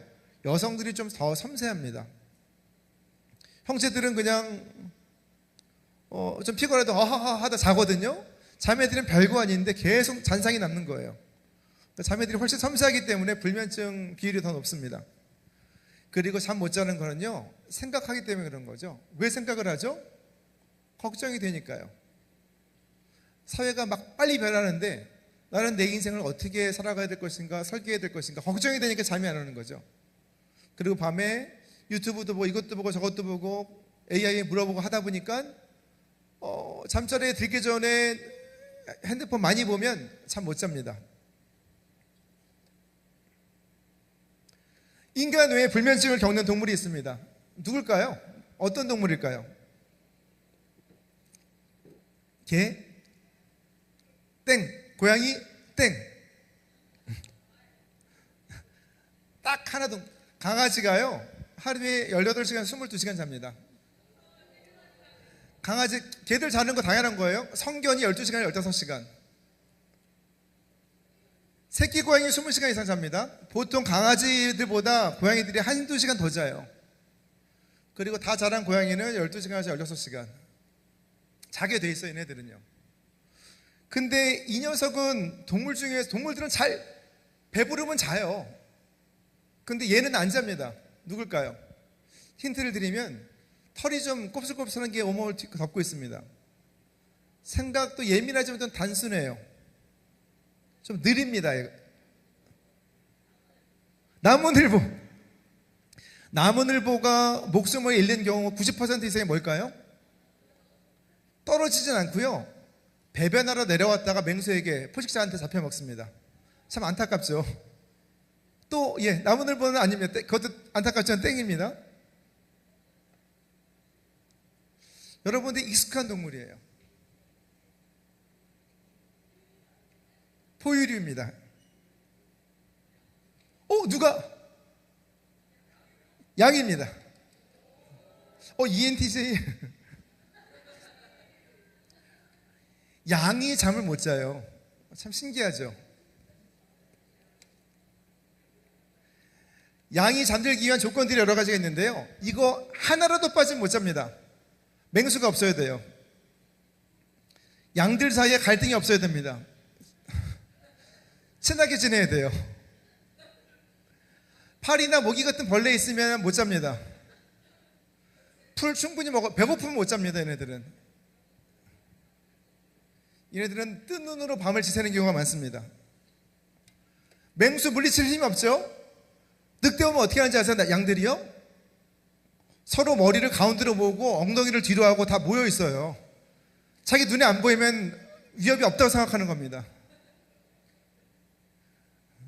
근데 너희는 다 양 같아서 성경 말씀이죠. 갈등을 어떻게 해결을 해요? 뿔로 받고 피 흘리기까지 하면서 그냥 계속 들이받습니다. 벌레 못 쫓죠. 털 정기적으로 빗겨줘야 됩니다. 양에서 나오는 라놀린이라는 유분이 있어요. 화장품 원료입니다. 요거 항문을 막습니다. 요거 털 잘라주고 요거 막힌 거 안 뚫어주면 배변이 독이 올라서 죽어요. 배변 못합니다. 푸른 초장 자기 힘으로 못 찾겠죠. 넘어지면 못 일어납니다. 대부분의 양들이. 하나님이 선지자를 통해 예수님도 너희는 다 양 같아서 저와 여러분들이 그런 존재죠. 하나님 보시기에는 누가 양들 돌보죠? 목자가요. 양 맹수로부터 지켜주죠. 다윗이 기름 부음 받았을 때요. 다윗 보면 오늘 앞에서 여러분들이 이론에서 좀 지루해하셔서 제가 막 넘어갔거든요. 뒤에 슬라이드가 많지 않아서 제가 여러 가지로 좀 시간을 좀 채우겠습니다. 다윗 같은 경우에 여러분 다윗에 대해서 어떻게 생각하세요? 선한 목자의 좋은 모델이죠. 나중에 엘라 골짜기에서 골리앗 맞으러 갈 때요, 그때 기도합니다. 곰에게서, 사자에게서 저를 도와줘서 양들을 보호해주신 하나님께서 저 할례받지 않은 저 골리앗 붙을 때도, 싸울 때도 도와달라 기도를 하죠. 다윗은 늑대뿐만이 아니고요, 곰과 사자와 싸웠습니다. 양들을 지키기 위해서. 다윗이 양치던 곳이 어딜까요? 베들레헴입니다. 지금도 베들레헴은 풀이 있는 곳이 아니에요. 자, 목자는요, 양들이 먹을 거 없어서 갈등 생기지 않도록 푸른 초장을 인도해야 되고요, 꼴을 먹여야 됩니다. 배불리 먹인 양들에게서 밤새도록 요거 벌레도 쫓아줘야 됩니다.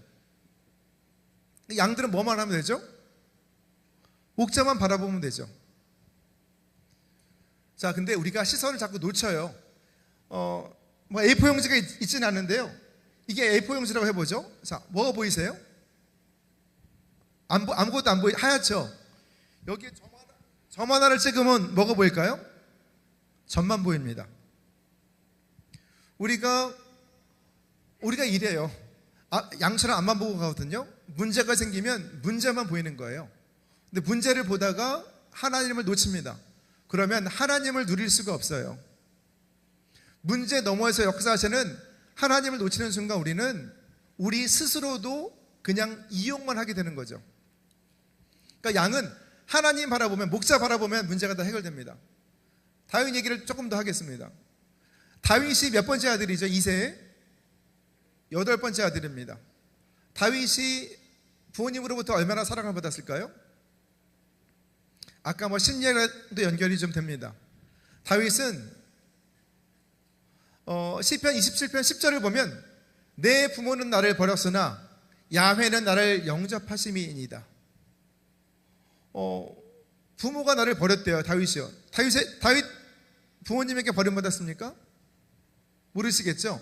근데 사무엘상 16장을 보면 사무엘이 와서 이세 집에 와서 기름을 붓습니다. 사울이 하나님께 불순종을 해요. 기름을 붓는데 첫 번째 아들을 데려옵니다. 엘리압을 데려오고요, 아비나답을 데려오고 산마를 첫 번째, 두 번째, 세 번째. 키가 큽니다. 과연 야훼께서 기름 부으실 자가 있도다. 그런데 다 아니래요. 7명 다 지나갔습니다. 근데 이세에게 물어봅니다. 또 아들이 있습니까? 아들이 하나 있긴 있는데 얘 양치는 애인데요. 대답을 하죠. 빨리 데려오라고. 그 8번째 아들 올 때까지는 내가 식사 안 하겠다고. 그리고 기름을 붓죠. 다음 이어지는 17장을 보면 이해하지 못할 일들이 벌어집니다. 형 3명을 전쟁터에 보내요. 그런데 그 전쟁터에 들판에 있는 다윗에게 형들 먹을 거 갖다 주라고 보냅니다. 천부자에게 이 치즈, 뇌물입니다. 갖다 주라고 그래요. 근데 가장 어린 다윗에게 전쟁터 목숨 걸고 가라 그러는 것은 굉장히 폭력이죠. 나중에 다윗이 사울에게서 도망갈 때, 그때 부모님을 누가 모시냐면 다윗이 모십니다. 7형들은 다 없죠. 근데 다윗이 왜 그런 부모님에게 사랑도 받지 못해 천덕꾸러기였는데 왜 그런 일을 할 수 있게 되었냐면 하나님의 사랑을 받았거든요. 들판에 있을 때, 양들을 칠 때. 그래서 다윗의 마음이 넉넉해집니다. 자, 목자가 돌보시는 거죠. 다윗이 양을 치던 베들레헴 부근, 지금도 풀이 많지 않습니다. 그런데 유대 땅에 시편 23편 2절을 보면 야훼는 나의 목자시니 내가 부족함이 없으리로다. 그가 나를 푸른 초장에 누이시며 쉴만한 물가로 인도하시는도다. 요거 다 누가 하신 거예요? 목자가 하신 거예요. 유대 땅에 푸른 초장이 있다면 목자가 땀 흘려 일군 것입니다. 험한 땅을 평평히 고른 겁니다. 돌불이 골라낸 거죠. 구루터기 잘라버린 거고요. 가시덤불 태운 거예요. 물길을 내고 목초를 길러낸 겁니다. 누가 하세요? 선한 목자 되신 예수님이 이 땅에 사신 거고요. 하나님이 목자 되신 여러분, 목사님, 전도사님 통해서 그 일을 하시는 거예요. 그러니까 교회 공동체에서 신앙생활 잘 하시면 목사님이 누군가를 위해 기도해 주시고 누군가를 위해서 이렇게 섬기시는 모습을 보면서 우리 목사님 나한테도 그렇게 해주시겠지. 부모님이 그렇게 섬기시는 모습 보면서 우리 어머니, 아버지, 엄마, 아빠가 나한테 신뢰를 갖게 되면 신앙생활이 훨씬 쉬워지는 거죠. 그가 나를 푸른 풀밭에 누이시며 모든 준비를 목자가 다 하신다는 거예요. 목자 대신 예수 그리스도께서 못자국이 선명한 두 손으로 우리 영혼을 소생시키기 위해서 푸른 풀밭을 준비해 놓으신 겁니다. 그게 순복음 의정부 교회예요. 저주의 가시덤불을 잘라내기 위해서 또 죄악의 바위돌을 굴리시고 그 자리에 은혜의 씨앗을 뿌리시고 사랑의 샘을 파신 거죠. 그게 프루이데이 캠프입니다. 여러분 잘 오셨습니다.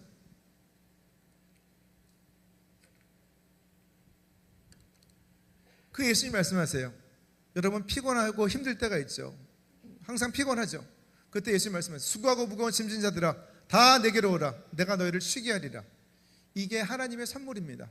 에베소서에 보면 구원도 마찬가지. 행위에서 난 것이 아니니 하나님의 선물이라. 누구도 자랑하지 못하는 거예요. 값없이 주시는 거예요. 그 안에 교회 안에 들어오고 그 사랑 안에 거하면 그냥 거저 주시는 겁니다. 그 예수님께서 우리를 오라고 하시고 그 일을 위해 십자가에 달리신 거예요. 톨스토이도 그런 체험을 합니다. 톨스토이 아시죠? 1877년에 신앙을 가지고 고민을 합니다. 1879년에 그때 51세로 이미 전쟁과 평화, 안나 까레리나라는 역작들을 내요. 그런데 인생 참 의미 없다. 그리고 나중에 54세가 되어서 회심하고 고백록, 참회록을 냅니다. 3대 어거스틴의 고백록 포함해 3대 참회록입니다. 거기 보면 참회록에 이제 우화가 하나 있어요. 이게 사실은 그 불경에 나온 것 중에 하나인데 인생을 이제 관주합니다. 광야에서 맹수에게 쫓기는 나그네가 있어요. 그래서 물이 없는 마른 우물 속으로 숨습니다. 거기 큰 용이 입을 벌리고 있는 거예요. 근데 우물 벽에 마른 나무 가지를 잡고 버티고 있습니다.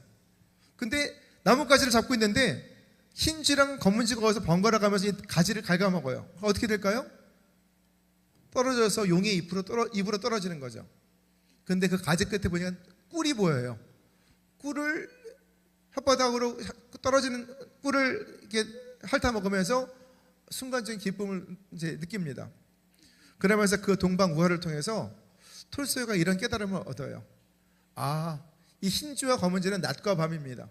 우리의 인생은 죽음을 향해 가는데 작은 어떤 입시라든지 직업이라든지 작은 거는 물론 아닙니다. 그런 거에 취해서 인생의 의미를 잃고 살아왔다. 인생의 단계마다 있는 일들을 인해서 하나님을 놓쳤다라고 깨달음을 얻게 되는 것이죠. 이제 그런 깨달음을 얻은 사람이 또 있습니다. 과거 유럽의 최강대국, 오늘날 미국과 중국을 합친 것 같은 국력을 가지고 있는 나라가 있어요. 대영 제국입니다. 그레이트 브리튼. 1588년에 그 엘리자베스 여왕이 넬슨 제독을 보내서 당시 스페인 무적 함대가 가장 강력했는데 이깁니다. 승리를 해요. 그리고 원래 동인도 회사가 네덜란드에 있었는데 그걸 모델로 해서 큰 동인도 회사를 만듭니다. 나라의 국력이 3분의 1 이상이 다 노예 무역에서 나와요. 근데 1685년에서 1800년까지 미국으로 팔려간 노예의 수가 아프리카에서 미국이 약 1500만 명, 유럽에서 미국이 약 1000만 명입니다. 바다에서 수장된 인원들이 1000만 명 이상이에요. 18세기 말에 미국의 흑인 수가 300만 명입니다. 그러면 한 2500만 명 중에서 1000만 명은 바다에서 병들거나 그러면 다 집어넣은 거죠. 그럼 1500만 명 중에서 300만 명 남았다는 것은 학대받다가 죽은 겁니다. 이건 굉장히 큰 죄죠. 하나님의 형상으로 창조된 동료 인간들에게 못할 짓을 한 겁니다. 그때 이제 노예선의 그림인데요. 위에 있는 조그만 네모 박스에 있는 걸 확대한 게 이겁니다. 뭘 제대로 먹었겠어요? 화장실을 썼을까요? 그럼 정말 큰 죄죠.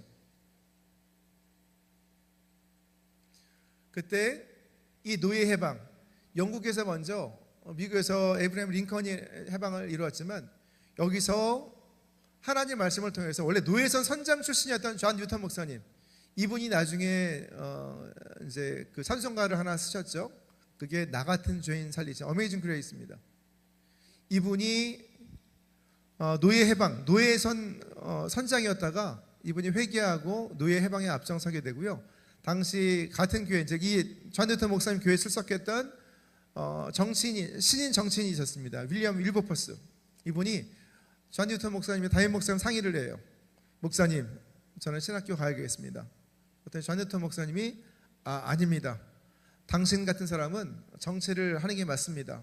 그러니까 바른 생각 가지고 의회에서 입법을 해서 선한 일을 이제 하라고 이렇게 조언을 하죠. 그래서 윌리엄 윌버퍼스가 이제 정치인으로서 평생을 또 헌신합니다. 여러분 자신에 대해서, 그리고 신앙이란 어떤 것인가, 또 하나님에 대해서. 근데 하나님이 여러분을 부르셨어요. 순복음 무정부 교회를 부르셨고 프로이데이 캠프로 부르셨습니다. 소명이 뭘까요?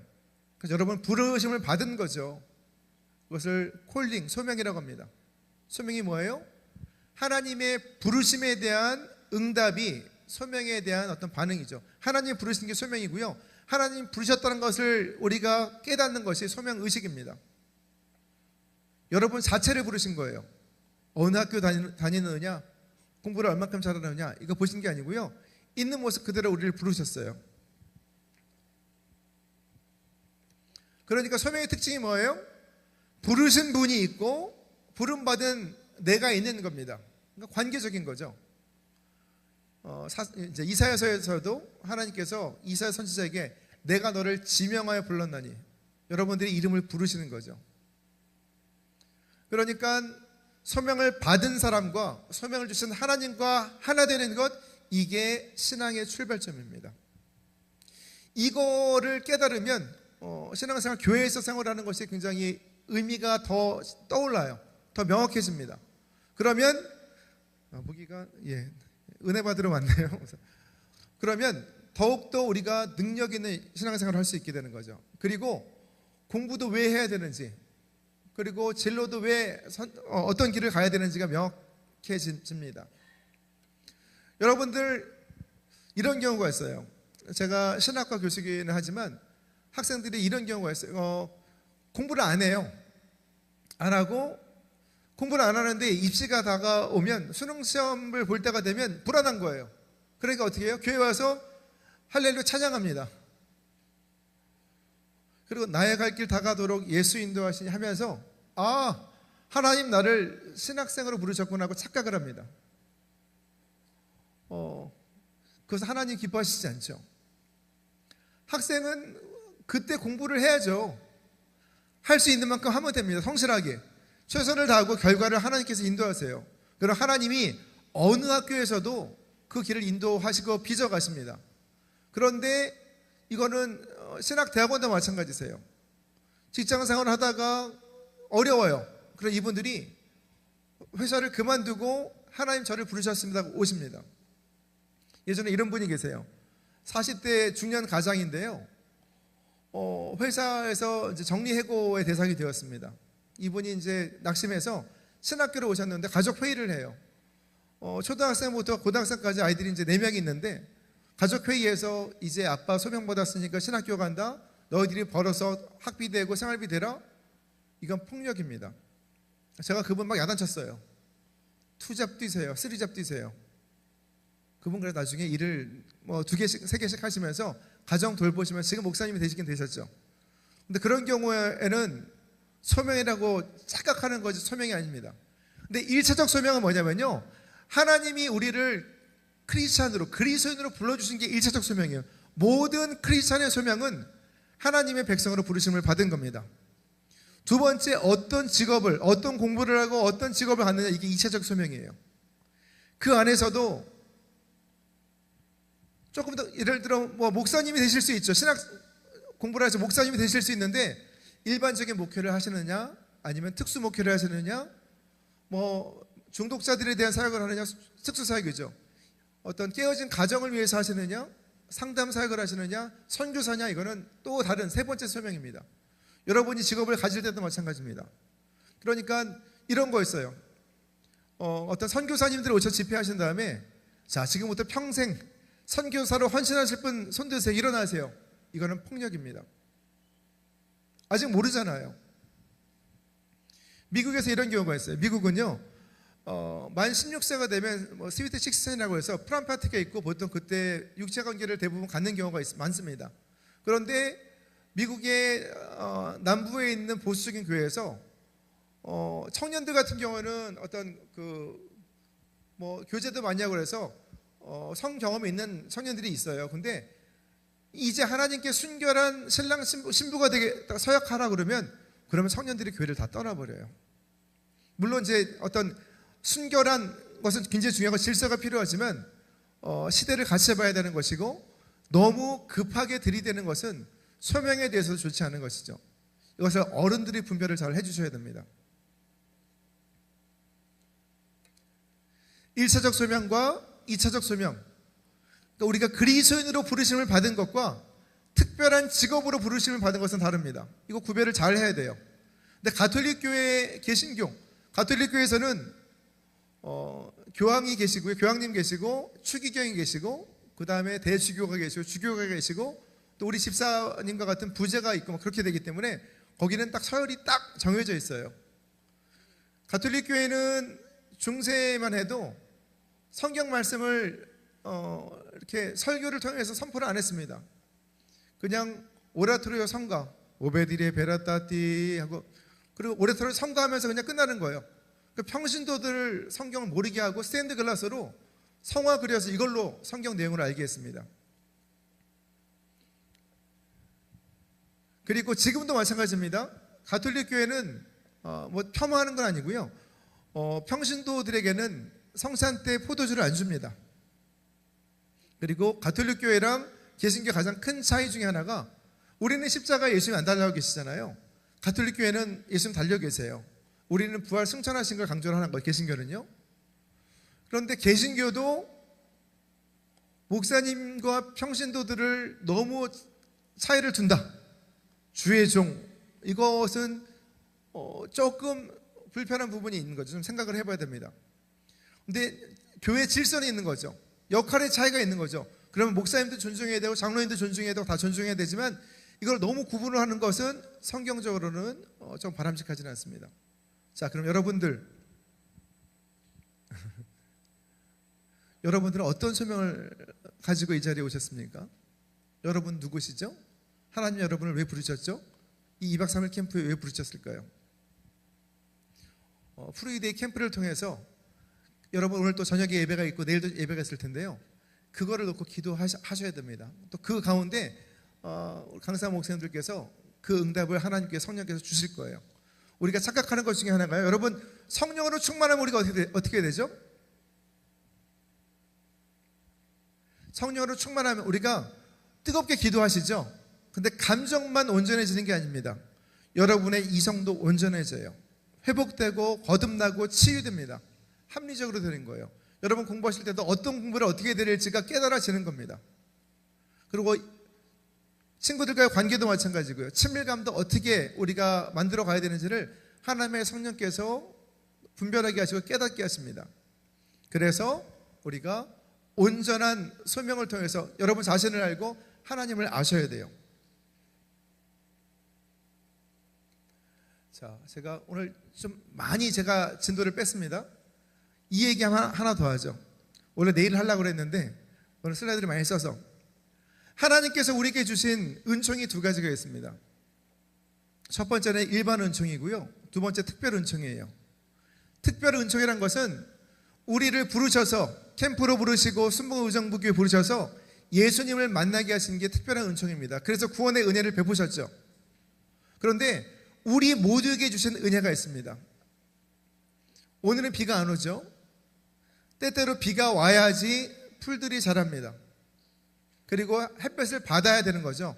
광합성을 해야지 풀과 나무가 자랍니다. 이건 모든 사람에게, 교회에 있는 사람이든 밖에 있는 사람이든 똑같이 주신 거예요. 그런데 그 일반 은총에는 이런 것도 있습니다. 인간의 이성도 있어요. 여러분들이 공부하기 위해서는 이성도 필요합니다. 그러니까 그 이성을 가지고 우리가 과학도 발전을 시키는 거고 AI도 발전을 합니다. 그리고 이 땅에서 법과 질서도 만들고요, 제도도 만들게 되는 거예요. 교회도 운영하려면 이성이 필요합니다. 저는 일반 은총도 굉장히 중요하다고 제가 강조를 많이 하는데요.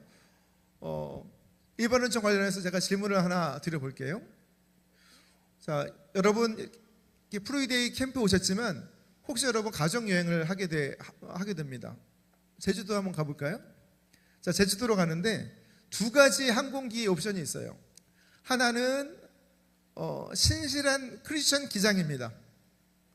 그래서 군에서 막 제대를 하시고 이제 그 공군 장교로, 그리고 이제 민간 항공사에서 처음으로 비행을 하세요. 이제 근데 시간은 다 채웠습니다. 비행 시간은 다 채웠는데 여러분 제주도 여행 가시는데 첫 번째로 비행을 하시는 거예요. 두 번째는 교회 안 다니시는 분인데요, 베테랑입니다. 30년 된 기장입니다. 여러분 가족여행 하실 때 앞에 있는 신실한 처음 오늘 운항하시는 그 기장님, 그 항공기 타시겠어요? 아니면 30년 베테랑이신데 교회는 안 다니시고 조금 하나님에 대해서 별로 좀 안 좋아하시는 분, 어떤 비행기를 타시겠습니까?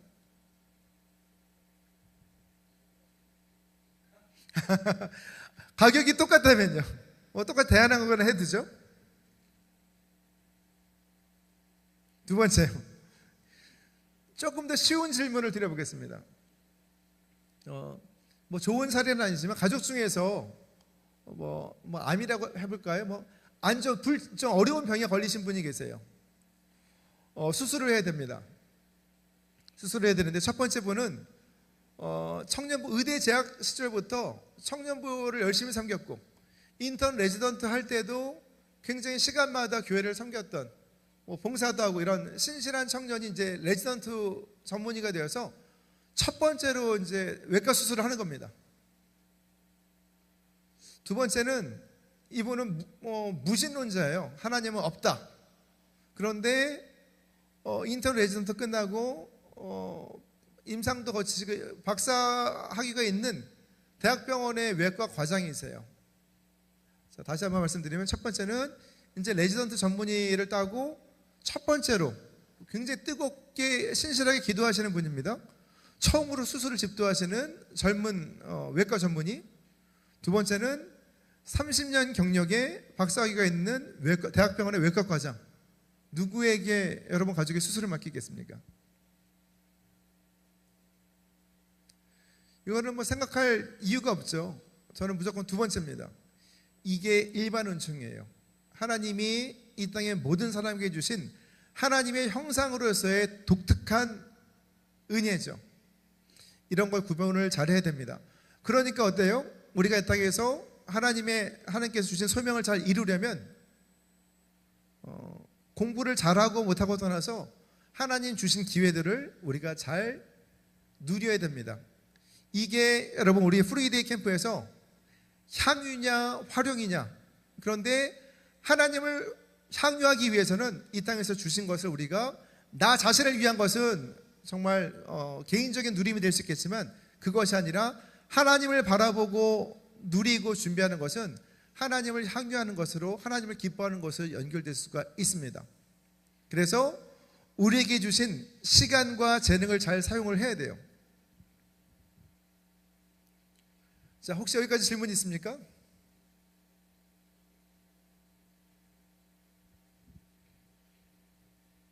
그러면 제가 또 다른 질문을 하나 더 할게요. 자, 혹시 100kg 나가는 분이 계십니까? 아닌 것 같아요. 아니에요. 자, 100kg 나가는 사람이랑 50kg 많이 계시죠? 50kg 나가는 사람이랑 누가 더 큰일을 할까요?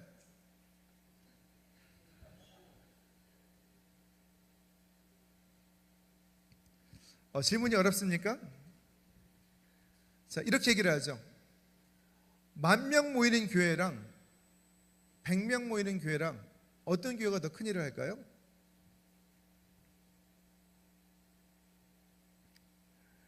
이상한 질문을 해서 여러분을 좀 곤혹스럽게 하네요. 다시 돌아옵니다. 100kg 나가는 사람이랑 50kg 나가는 사람이랑 누가 더 큰일을 할까요? 참고로 10,000명 모이는 교회는 조금 더 큰 프로젝트의 프로그램을 운영할 수 있겠죠. 100명 모이는 교회는 그만큼의 규모의 프로젝트를, 그런 사역을 감당하지는 않을 겁니다. 100kg 나가는 사람과 50kg 나가는 사람, 예를 들어서 제가 100kg 나가면 어떨까요? 비만입니다. 제가 50kg 나가면요, 허약입니다. 그러면 큰일은 어떤 사람일까요? 키와 몸무게 균형을 갖춘 건강한 사람이 하겠죠. 키가 큰 사람은 100kg 나가면 건강한 겁니다. 키가 큰 사람이 50kg 나가면 좀 너무 마른 거죠. 키가 작은 사람이 100kg 나가면 비만입니다. 키가 작은 사람이 50kg 나가면 건강한 것일 수 있겠죠. 교회도 마찬가지입니다. 하나님 말씀과, 그러니까 하나님을 이해하는 것과 그 말씀을 가지고 시대를 분별하고 여러분을 이해하는 것, 이게 균형을 갖춘 건강한 교회가 큰일을 합니다. 교회가 하는 큰일이 뭐죠? 여러분과 같은 다음 세대를 이렇게 세우는 거고요, 영혼을 이렇게 세워서 하나님 앞으로 인도하는 게, 영혼을 구원하는 게 큰일입니다.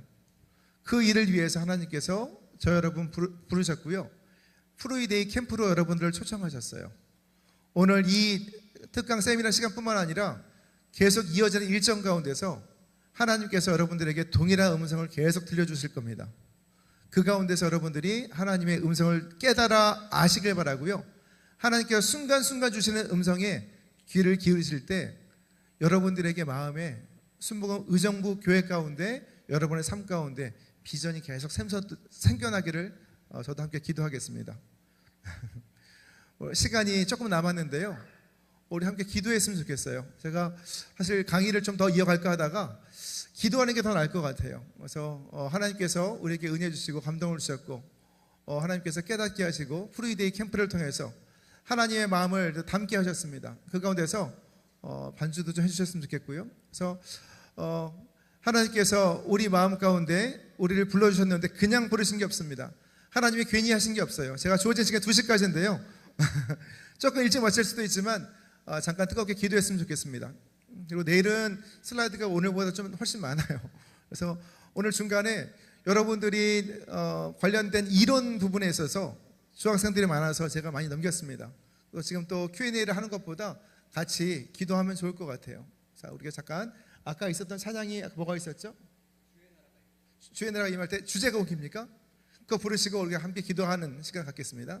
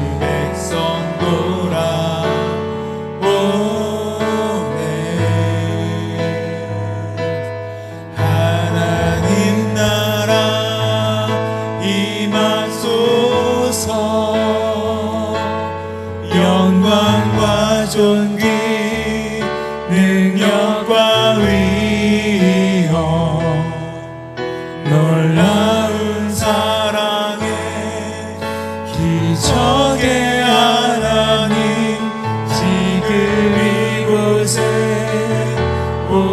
오소서.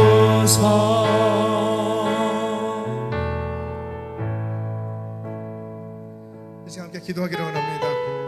수련의 주제곡이 주의 나라가 임할 때입니다. 하나님, 우리가 이 땅에 또 순복음 의정부교회 함께 모여 기도하는데 이것이 그냥 보내신 것이 아니라 사람이 마음으로 개혁할지라도 발걸음을 인도하시는 야훼 하나님께서 우리를 초청해 주신 줄로 믿습니다. 이 시간 다음 세대가 일어나게 인도해 주시고 순복음 의정부 교회를 통하여서 청년들이 3040 일어나게 인도해 주셔서 담임 목사님으로부터 모든 어린아이에 이르기까지 모든 교회 구성원들이 하나가 되어서 함께 기도할 때 하나님 기뻐하시는 평안하여 든든히 서는 교회가 되게 인도해 주시고 말씀의 위로와 말씀의 아버지 위로와 성령의 위로로 진행하여 주를 경외함과 말씀의 성령의 위로로 진행하여 더욱더 수가 많아지는 부흥을 이루는 귀한 교회가 되게 인도해 주시옵소서. 다음 세대가 주님 안에서 온전케 되게 인도해 주시고 하나님의 뜻을 깨달아 알게 인도해 주시고 분별하게 인도해 주셔서 하나님 기뻐하시는 다음 세대가 되게 인도해 주시고 교회학교 풍성장할 수 있도록 하나님께 하여 주옵소서. 주님 이름 세 번으로 함께 기도합니다. 주여 주여 주여. 할렐루야. 감사합니다. 은혜를 감사합니다. 아버지 우리들의 캠프를 통하여서 아버지 감사 함께 모여서 중고등부 청년들이 기도하게 해서 열심히 감사합니다. 아버지 정말 특별한 시간이지만 주여 불러주셨고 하나님을 바라보게 인도해 주시고 자기 자신에 대해서 이야기해 인도해 주시면 감사합니다. 주여 은혜를 더하여 주옵소서. 말씀에 충만한 능력을 더하여 주시고 아버지 2박 3일의 우리들의 캠프를 통하여서 하나님을 뜨겁게 만나게 인도해 주옵소서. 아버지 이것이 시작점입니다. 주여 만물을 활짝 열어주시고 하나님 바라보게 인도해 주옵소서. 주여 은혜를 더하여 주시기 바랍니다. 주여 성령의 충만함을 더하여 주옵소서. 우리 이사에게 온전해지게 되게 인도해 주시고 아버지 회복되게 깨어지게 인도해 주시고 주여 거듭난 이성 아버지 지대 이성 되어서 하나님 바라보게 인도해 주옵소서. 주여 믿음으로 승리하게 인도해 주시고 아버지 그들의 마음까지 저장하여 주셔서 주여 시대를 분별한 이해를 더하여 주옵소서. 믿음을 더하여 주옵소서. 악한 도시방에 틈타지 못하게 인도해 주시고 하나님 바라보게 인도해 주시고 지금 은혜 가운데 오직 하나 되는 귀한 우리 순복음교회 다음 세대들에게 인도해 주옵소서. 중고등부교회 은혜를 더하여 주시기를 합니다. 청년들 위해 은혜를 더하여 주옵소서. 참동성세가 일어서게 인도해 주시고 모든 지식들이 하나가 되어 연합하여서 하나님께 마음을 드리게 인도해 주옵소서. 주여 성령의 충만함을 더하여 주시기를 합니다. 주여 믿음으로 충만하게 인도해 주옵소서. 은혜로 채워주시고 말씀으로 충만하게 인도해 주옵소서. 주여 껴여 주시기를 합니다. 내가 쉬었다 깨달음을 말지어다. 주여 껴여 주옵소서. 주여 그 길을 앞으로 주옵소서. 저들 위해 하나님의 은혜를 더하여 주옵소서. 주여 은혜 더하여 주시기를 합니다. 내가 쉬었다 예수 이름으로 부르니 모든 분야만 돌아갈지어다. 주여 은혜 더하여 주시고 영나 불안을 돌아갈지어다. 주여 새로운 아버지의 하나님의 마음을 인도하여 주시고 아버지 동시에 전sem을 더하여 주옵소서. 믿음으로 승리하게 인도하여 주옵소서. 아버지 수업하는 시간이 오니 주여 이 박사님보다 일정 동안 주여 은혜를 더하여 주시고 하나님을 바라봐 믿음으로 승리하게 인도하여 주옵소서. 주여 은혜를 감사합니다. 주여 불러주심을 감사합니다. 하나님을 만나게 인도하여 주옵소서. 뜨거운 마음을 하여 주시고 깨달음을 더하여 주옵소서. 주여 은혜를 더하여 주시기를 합니다. 하나님 함께하여 주옵소서. 주마을 정복교회 가운데 주여 은혜 더하여 주옵소서. 하나님 박사님보다 모든 전쟁일까지 한 사람 사역하는 강건함을 한번 더하여주옵소서. 은혜로 채워주옵소서. 주여 사회보시는 풍성한 은혜를 더하여주시기를 합니다. 할렐루야를 받들어 주옵소서. 주여 기도하고 간구하는 모든 신자들 가운데 주여 은혜를 역사하여 주옵소서. 다음 세대를 주님의 손에 올려드립니다. 주여 은혜 더하여 주옵소서. 저들이 여호수아 같은 일꾼들로 일어서게 인도하여 주옵소서. 저들의 삶을 주여 기뻐받아 주시고 하나님의 일꾼들에게 인도하시고 나라와 민족을 일으켜 세우는 아버지의 한국교회를 이렇게 세우는 주님의 귀한 백성들에게 인도하여 주옵소서. 주여 영적인 힘을 더하여 주시기를 합니다. 주여 마지막 때의 사명 감당하는 귀한 주의 아들들 하나님의 백성들에게 인도하여 주시고 기도하는 마음의 소원들 가운데 함께하여 주셔서 영적의 발을 인도하여 주시고 아름다운 열매를 맺게 인도하여 주옵소서. 의의 열매 소원 열매를 맺게 인도하여 주시기를 합니다. 주여 승리케 인도하여 주옵소서. 주여 불러보라 뜨거운 마음을 하여 주시고 아버지의 박사를 모든 시간을 주여 은혜를 채우시고 성령께서 역사하여 주시옵소서. 내가 시작돼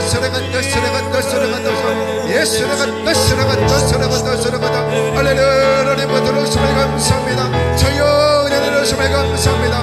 믿음으로 승리하게 인도하여 주옵소서.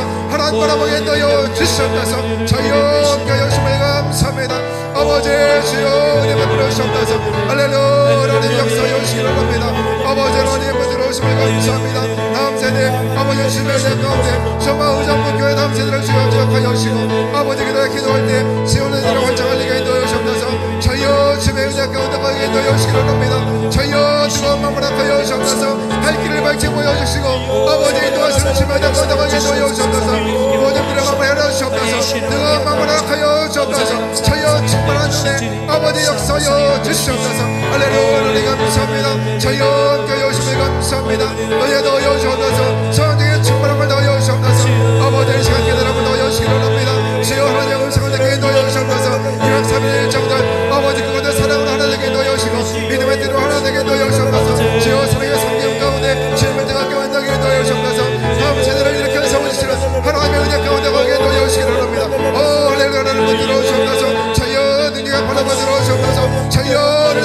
주시옵소서.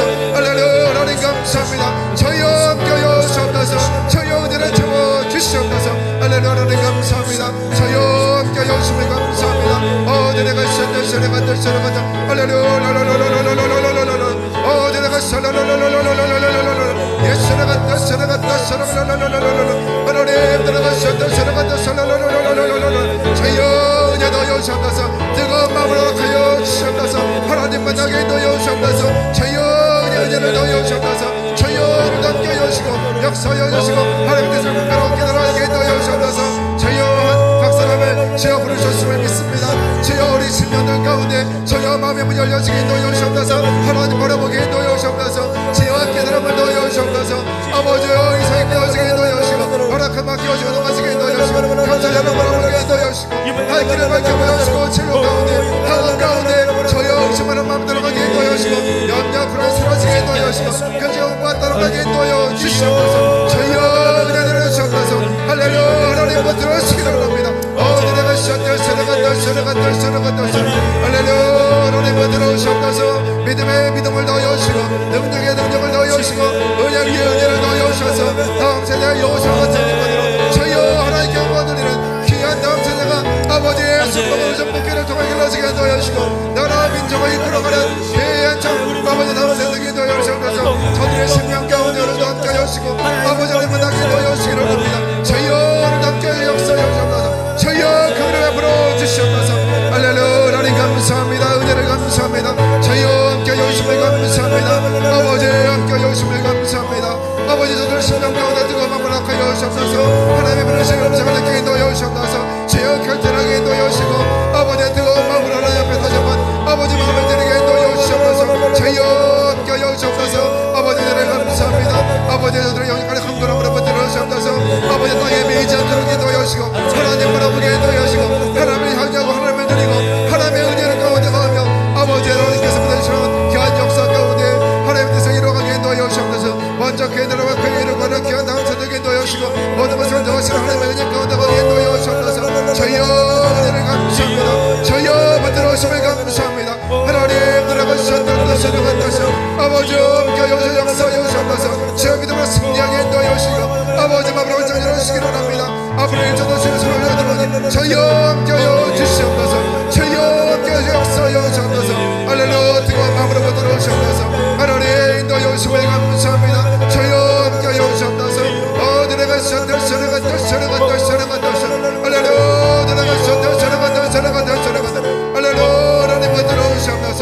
저희여 역사여 주시기를 원합니다. 하나님 함께 하여 주옵소서. 저희여 그 은혜 부르심을 감사합니다. 아버지 함께 하여 주옵소서. 저희여 은혜를 감사합니다. 하나님 함께 하여 주심을 감사합니다. 아버지 인도여 주옵소서. 내가 샤라가다 아버지 귀 있는 자는 들을 하시옵소서. 제 학교들을 임하게 주심을 감사합니다. 아버지 은혜 역사하여 주시고 아버지 주심의 은혜 가운데 가게 넣어 주옵소서. 저희여 함께 하여 주심을 감사합니다. 불러 뜨거운 마음으로 역사하여 주옵소서. 저희여 함께 하여 주시옵소서.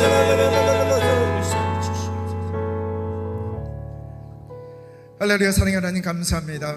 순복음 의정부교회 프리데이 캠프를 통하여서 2박 3일의 여정을 힘차게 출발하게 넣어 주심을 감사합니다. 짧은 일정이지만 담임 목사님으로부터 모든 재직들 기도로 섬기며 준비하였사오니 하나님의 음성을 이 일정 가운데 듣게 넣어 주시옵소서. 순복음 의정부교회 다음 세대가 일어나게 넣어 주시고 청년들이 여호수아 같은 청년들로 하나님 앞에 삶을 드리고 하나님 안에서 나라 민족을 일으켜 세우는 귀한 하나님 나라의 일꾼들로 빚어지게 넣어 주시옵소서. 믿음의 능력을 넣어 주시고 은혜를 넣어 주셔서 무릇 하나님께로부터 난 자마다 세상을 이기느니라. 세상을 이긴 승리는 이것이 너의 믿음이라고 하셨사오니 믿음으로 승리하게 넣어 주셨다서 하나님께 나가는 자는 그가 반드시 계신 것과 그가 자기를 찾는 자들에게 상 주시는 이심을 믿어야 할지니라고 말씀하셨사오니 작은 믿음으로 주 앞에 나갈 때에 그 믿음이 큰 믿음 되게 넣어 주시고 우리를 부르신 하나님의 은혜를 누리게 하시는 그 하나님 바라보면서 믿음으로 승리하게 넣어 주시옵소서. 섬김의 손길 가운데 함께 하여 주셔서 2박 3일의 일정 가운데 평안함을 넣어 주시고 주님 안에서 하나님의 뜻을 깨달아 분별하게 넣어 주시고 다시 한번 결단하고 다짐하여서 하나님께 삶을 드릴 때 시온에 들어가 저들 앞에 활짝 열리게 넣어 주시옵소서. 부모님들의 기도가 응답되게 넣어 주시고 목사님과 모든 자식들의 기도가 이 다음 세대를 통하여서 하나님께 드려지게 도와주셔서 은혜의 은혜를 도와주시고 복의 복을 도와주시는 하나님의 귀한 백성들 되게 도와주시옵소서. 감사하며 예수님의 이름으로 기도하옵나이다. 아멘. 할렐루야. 제가 조금 일찍 마치면 하나님께 영광의 박수 마치겠습니다. 예, 우리 귀한 강의 해주신 우리 교수님께 우리 감사의 박수 한번 드리겠습니다. 감사합니다. 네, 우리 다음 순서는 철로역정인데 철로역정은 2시 15분에 시작할 겁니다. 여러분 개인적으로 휴식시간 취하시고 화장실 갔다 오실 분들은 화장실 갔다 오시고 물 드실 분들 물 드시고 2시 15분까지 대성전으로 아직 가지 마시고 네, 2시 15분까지 모이시면 되는데 우리 철로역정은 조별로 진행할 겁니다. 그래서 각 부서를 전체로 6개 조로 나눴고 6개 조별로 이동할 거니까 휴식 시간 이후에 그 화면에다가 조를 띄워 드릴게요. 그리고 조별 편말을 설치해 놓으니까 그 자기 조에 맞게 가셔서 앉으시면 됩니다. 네. 그리고 제가 쉬는 시간을 들여서 염려해서 드리는 말씀인데 여러분 교회 밖으로 나가실 때는 꼭 선생님께 허락을 받고 나가주시고 우리 지금 여기 수련의 장소가 교회니까는 교회 밖을 벗어나시면 안 됩니다. 네, 꼭 숙소를 갔다 오셔야 되는 분들만 숙소를 갔다 오시고 대부분 본관 안에 있다가 15분까지 모여주시면 되겠습니다. 네, 휴식 시간 갖도록 하겠습니다. I praise it.